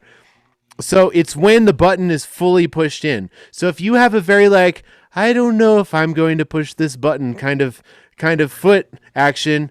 It's going to happen at random time. If you go, I'm going to push the button. Yeah, Like- Andy and I both have learned to drive in Boston and have lead foots. So yeah, That's right. Push the button. You're going to push the button. You really just like I'm not talking about tempo. I'm talking about speed of motion. Just get in there and be like, and then get out. It has to be fully depressed on the beat. Ruff, you were saying something? Sorry. One quick thing: TC Electronic tends to put their switches so that they're on the release of the switch. Oh, Whoa. So you can have your foot on the pedal, and when you're ready to set the loop, then you let go. that's interesting. So maybe that applies to like the Ditto or other. Maybe that's why Paul was saying it was always late on his Ditto. Good thoughts, Ruff. I have to check that out. So it has to be just one. Yeah, if you can make it one continuous motion of like, there it is. I've done the step and the release all at once. I also used to take Taekwondo, so that feels like breaking the board. Like you can't just gingerly approach the board. You have to go through the board. Right? So, hi-ya. That'll solve your problem. Yes, I actually on this little grab board here, I have another looper on this one. This is a funky looper solution. This is the Electro-Harmonix Grand Canyon, which is ostensibly a delay pedal, but one of the modes it has on it is a looper. And I have the same problem. This button feel is average to subpar, and when I took this on tour in May of 2019, this was my looper, and I had to get used to the action and the feel, and it wasn't always that accurate, so I use it more for other things now. But you know, it's like learning to drive different cars. Each one has a slightly different feel. That's a really good analogy. I like that a lot. And, yeah. Any other questions? Keep them coming. Who else have we got more from? Favorite place to buy cables? Yes, I do. Covenant. Hey. Covenant cables. I think I told you Andy, about them. You did. You did. And I have an artist endorsement deal with them now. So if you want, I have to actually get an affiliate link from them. And I thought I had it, and I haven't found it in my inbox. But in theory, I have an affiliate link that if you buy cables from them via my affiliate link, I get a kickback, which is cool. The thing that I like about them is they have the SP400 and SP500 very tiny square plugs, which when you are building a pedal board like the one that I have, where every inch of real estate is very important and you're cramming a bunch in there. Let's get a close-up on pedal cam here. So this kind of plug, this very thin one, that's an SP400. This is like a regular 1/4 inch. It's dramatically smaller. This is a little GHS or GHL, whatever the stubby thing is. That's reasonably small. And then there's an even smaller version, which is called an EBS flat. It's the smallest pedal, smallest cable I've ever seen. I don't think I have any flats on here. I think I do. Yeah. So, yeah, many cables will work. Boom. I've been buying some of these EBS ones from Sweetwater. Yep. They're very, very good space savers. But yeah. The big question is, are you buying patch cables or are you buying the longer ones to go from the end of your board to the amp? You know, patch cables, you want space-saving tiny things. Arguably, the EBS might be more subject to wear and tear. Those soldered SP400 plugs might be good for more longevity of cable. The shorter the cable length you can get and have less excess on your board, the better. Because the more cable that's involved. I see a kit there in Richard's hand. Hey, what kit is that? Is that GNL? George L's, yeah. So George L's are solderless. That is a time-honored tradition. Some people prefer to not have solder between the seal of their connection. There is a higher risk of failure if you yank on them a bunch, because if it's not literally melted metal together, you know, if you pull them apart, it's no longer a gas-tight connection. So what I've heard, there's some rumors on the internet, mainly perpetuated by people trying to sell you custom pedal boards like the dude at Vertex Effects, If you watch Mason's videos from the Rig Doctor, he will make a very compelling case about how solderless cables are bad and you shouldn't use them. And a bunch of people get angry at him in the comments about how I've used George L's for years and they work fine. And he'll say, no, they're bad. And it turns out he also was kind of a con artist who rebranded a cheap Chinese wah and tried to sell it as a boutique thing. So take everything he says with a grain of salt. There's a lot of controversy over Mason at Vertex. Do some Googling there and get your own information. The guys at that pedal show like the Evidence Audio solderless cables because it screws in. So even though it's not gas tight, it is literally a physical connection. You screw it into the end of the thing. All of these are custom kits that you can do.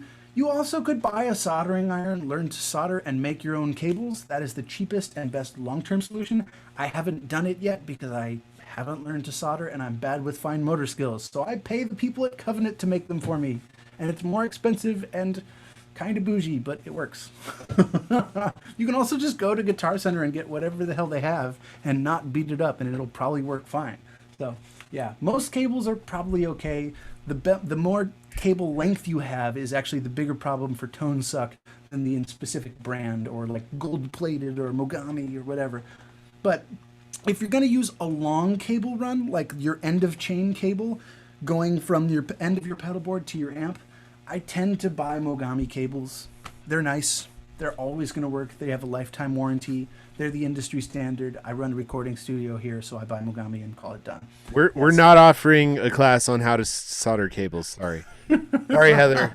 But here's why we like Covenant cables is because you can basically pick the kind of cable and the kind of end, and they're basically a custom cable that you didn't have to build. Yep. And this mic cable that I have, let me go to side cam here so you can see a better view of it. Right? See this like fancy red one? It's like braided. Ooh. Yeah, they did a custom red cable, and you get a bunch of fancy colors. So if you are indifferent about colors,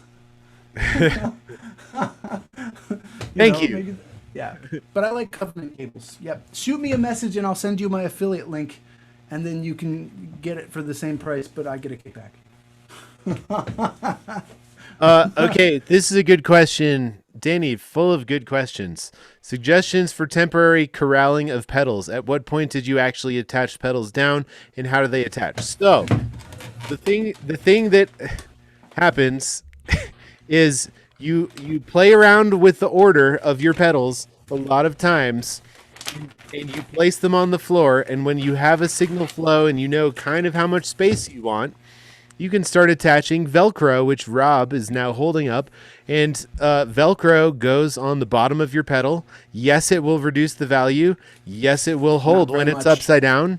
Right, yeah. People sell used pedals with Velcro still on it all the time. Yep. But don't worry. Yeah, just don't close your eyes and add Velcro, and then you buy a pedal board and you stick them on. It's very low tech Velcro, you know. You can get fancier by buying fancy Velcro. 3M Dual Lock is the best choice and really good. Yes, adhesive on one side, Velcro on the other side. You stick it to the bottom. Let me see a pedal here's a pedal. This is the Theremin Fuzz pedal. I haven't been using this, so it's off my board. Velcro on the back of it, and I glued Velcro to the back. This particular Velcro is made by a company called Godlike, Godlyke. It's Godlike Power Grip. It is so freaking strong that, like, let me go back to pedal cam here. I want to show you how. Couldn't take that off if you wanted to. Let me show you pedal cam here. Here's pedal cam, right? I'm gonna pick up the entire board by one of the pedals. They're all Velcroed in place with that power grip tape. It's very, very strong. To the point that the adhesive on the back of it is going to come off before the Velcro comes unvelcroed from itself. It's one-sided, so you don't have to have a loop and a hook. If I were going back to do it again, I would do 3M Dual Lock because Godlike is way more expensive and harder to source than 3M, and it appears to be just as good. And I almost don't want it to be that. I have to use like an upholstery crowbar to remove pedals from this pedal board anytime I want to change it up. So, but because I've already invested heavily in this specific self-interlocking one, that's what I use. Do you use, okay, so, and a piece of wood for the board? You could. You Ooh. absolutely could just use a plank. Uh-huh. Lots of good pedal board options out there. I would recommend. That was you my go to first a- pedal board, though. Someone built me a piece of wood cut to my specifications, and it all fit in a wooden box. You can totally put it on a piece of wood. There are a bunch of companies. There are a bunch of companies that will sell you other fancier boards. And if you'd like to get a nice list of all the companies and play around with a virtual pedal board designer, I just found this tool. Go to pedalplayground.com. You can pick the brand you like. You can pick the size you like. They have most pedals in digital format, and you can rearrange them as Lego blocks and figure out the design of the order. Very handy. This is useful as I am, believe it or not, designing an even larger board than the one on the floor right now. Yeah. Because I got even more pedals that I want to use. Before yeah. I nail it all down, I'm playing around with some design options. Your Yes. carpet is your friend to figure it out. Yep. I got one from a company called Pedal Pad because I wanted to hide all the cables underneath, and I also wanted to be able to carry it like a suitcase. So that gave me hiding cables and suitcase in one power thing, which leads really nicely to Richard's question. Do you still use the original adapters for all the pedals? No way. Nope. That is such a mess. Did it for years, hated it for years. The pedal power solutions out there are vastly different depending on what pedals you're using. Like my radial tone bone has a 15-volt thing, which excludes me from using almost any pedal board power options other than ones made by a Danish company. I think they're Danish, called Chiox. So I have Chiox are great. So I have that one, but this is a great thing. This is a great thing to actually call Sweetwater about. This is what Sweetwater sales. What are they called? Sales, not technicians. What is the word? Your sales Reps. Sales. Reps. No, they've got a Jorge. fancier word for it. But whatever, they're there. Associate. Oh God. Gear friend in Indiana, who I Totally call not it. sometimes. It's not it at all. This True is not- story. Sales engineer. That's it. It's the sales engineer. Okay, their person, and then you can tell your story. The sales engineer that they'll assign you, their job is for you to call them and be like, I want to buy a power for my pedal board. I have this, and this pedal. They're going to take that information in and tell you the best pedal for you. Their customer service for stuff like stupid little details like, will this thing work with all the things that I have? That is the best way to make sure that you're doing it right. And then if it doesn't work, they'll like really, that's the one I have, the Eventide Power Max. It's awesome. So I just typed several brands in the chat.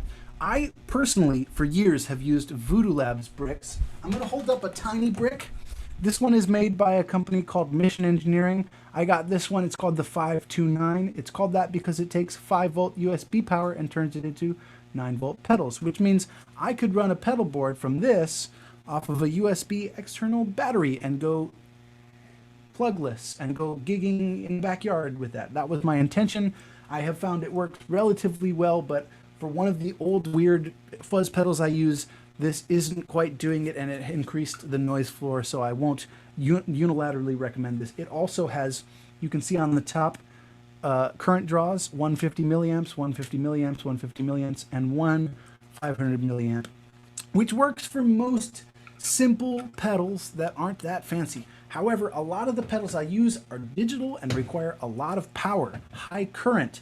So my best recommendation at the moment is a fairly expensive option that is still cheaper than the Eventide Power Max and works just as well, the Strymon Zuma. For my new Giganto board that I'm building, I'm using a Strymon Zuma. Every single output on it does 500 milliamps of current. There are many ones that can adapt to 9 volt or 12 volt or 18 volt. If you need something with variable and 15 volt, maybe the Chiox or Eventide Power Max is the move for you. I believe Chiox actually makes the Eventide Power Max and Eventide just rebrands it. They sure did, and they sure do. Right, and they have a different adapter, right? These have standard Boss style center negative plugs on both ends, so I could plug in either one, and then that's flippable. The Chiox ones have little RCA jacks at the plug here, so you need all separate adapters. If you want to buy into the Chiox way of life, you They- can. They give you the adapters though with it, so you don't Until have to, you buy more pedals and need an expander and want to get a They second pedal they board. sent me more cables than I needed. It's pretty cool. Actually, I am using an expander that I got with a the one spot. So one of Okay, my cool. outputs has a one spot extender on it. So yeah, like I said, Chiox is really good. Strymon Zuma is really good and is more standard size like things. If you ever want to switch from one to the other, you'll need to get new adapters, but they come provided with the power brick. I also put in there the True Tone CS12, which is kind of tried and true. That's the company that makes the one spot, but it's isolated and it's a little bit cheaper and works really well. Also, the Voodoo Labs ones, if you don't have high current stuff, do work very well. I have 2 Voodoo Labs bricks. I have one that's the 4x4 Voodoo Labs, and I have the Pedal Power 2 Plus. And on another board, I have the ISO 5. They all work relatively well, and the important thing is all of them are better than a crap load of adapters, and each of them gives you isolated power, and they're better than a daisy chain. You can get a one spot that has one outlet plug and then just literal daisy chain of pedal into pedal into pedal into pedal. And the problem with that is the current gets dirtier and dirtier as you go along, so you'll increase the noise in ways that is not great. All of the stuff that I dumped in the chat is good. Richard, what counts as high current? I would say anything over 300 milliamps. Usually digital pedals, those are the ones that really need their own isolated pedal. Also, if you want to go the most expensive route, for some reason, Gig Rig has that's the stuff that the guys from That Pedal Show do. Dan, who's the host of That Pedal Show, actually owns the company, the Gig Rig, and makes his own isolators. Unsurprisingly, that's the ones they use on the show and say are really good, and I trust that they are, but they're priced accordingly, and you end up buying a lot of modular little adapter thingies. Could be useful if you're going to expand and contract. It's worth taking a look at, but it's pricey, and you end up needing to snip wires and stuff. So I have stayed away from it. Strymon Zuma is my recommended go-to. Buy it. It's more expensive than you need, and then you're done. Chiox, also very good. Buy it. It's more expensive than you'd expect, and then you're done. Get a brick of some kind. But here's the thing, like and I always go back to this when Casey told me to buy the thing that I need the most at the time. So like when you get so fed up with your rat's nest of AC adapters and power strips, that is when it is time. But if you only have a couple pedals and you're plugging them into a nice power strip, I mean, having a nice power conditioner strip, like I have a bunch of these Furman ones you see on stages, like if you just have a nice power strip, like that goes a long way. And if you're not trying to transport to different, you should get that stages, anyway. Yeah, if your power is a lot of stocking stuffer for musicians. Get them a Furman power conditioner; they'll love you. That's a great perfect for Valentine's Day. Clean power, baby. I love you. Yeah, and they know how to space if, there's a lot of space in between them, so you can actually plug in like 6 wall warts to one of those things. So my entire studio is running off of a Furman right now. Exactly, because Even the other power bricks are running off of a Furman. Yes. You know that it won't explode your pedals. That thing will protect you and make the sound better. So that's a much cheaper and easier, simpler solution than this kind of pedal board power stuff. But as the pedals grow, the problem becomes bigger and bigger, and eventually you say, I need a pedal board power. Right. So, I just dropped a link in the chat to an hour-long episode of That Pedal Show where they go in depth about VICP, which is VICPI, has to do with voltage, impedance, current, polarity, and isolation. Those 5 things are all the things you might want to know about in terms of safely and cleanly and quietly powering multiple pedals at once. If you're only using one looper, as Andy said, you just use the built-in adapter that came in the box with that looper. Or if it didn't come with one because you bought it used on Reverb, probably you can get a True Tone one spot and you could work with that.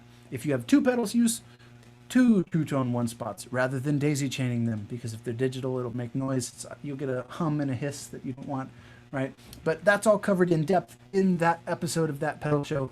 I love these guys. They're really entertaining. You'll end up accidentally buying 4 guitars, but worth a watch. Yeah. Okay. Everybody in your family owns a Furman. Yes. Yes. Yes. Yeah, Furmans are good. I will say, we've been here talking about pedals for about 2 hours and 15 minutes. I do want to say, hopefully y'all are in our Facebook group, Class with Anders und Flax, and that's a great place because Ruth just messaged me, but she's in Australia, so she's watching replays because the time is insane. So we apologize about the time, but part of Looping Masterclass 2.0 is we're doing more one-on-one feedback, like you play and we give you feedback. In fact, we're starting each day with that. So when you come to class, even if you're not there live, if you post in the Facebook group and you want feedback, we will be delighted to help you out and tell you that it's awesome or what needs work. So yes. Thank you, Ruth, who just signed up. Yay. That's the master class side of things. Yeah. We'll give you individualized feedback. And I think we can do that if we cap the number of attendees, right? What did we say the cap was, Andy? Was it 50? 50 people maximum?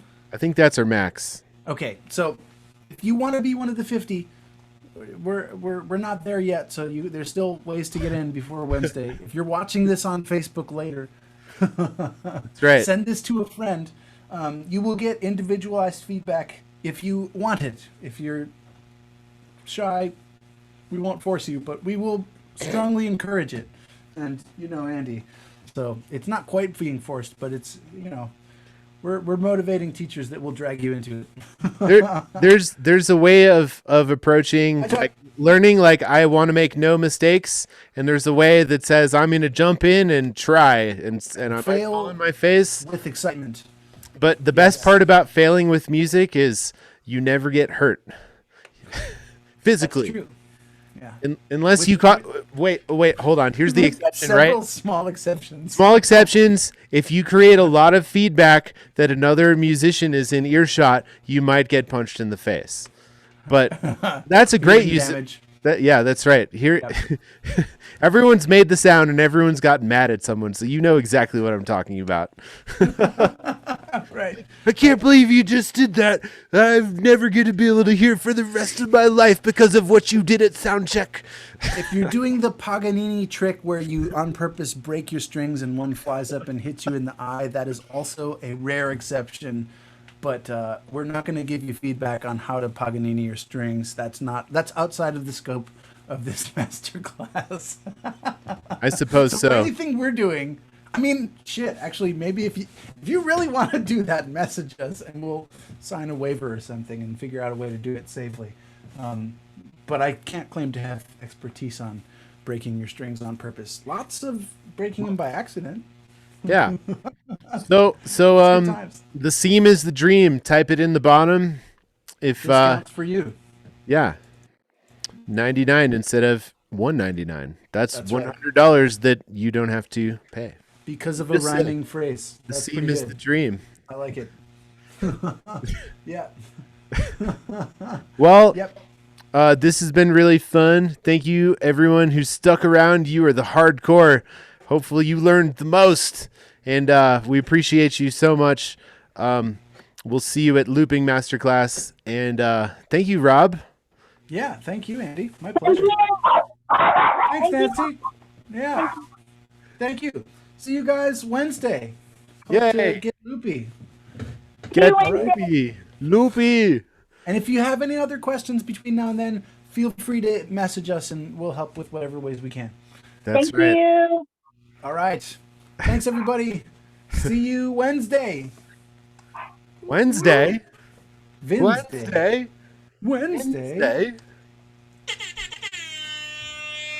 Thanks, Dan. Hope he's gone. All right. He is. All right. Also, you're still live streaming or two? No, we're not. But now.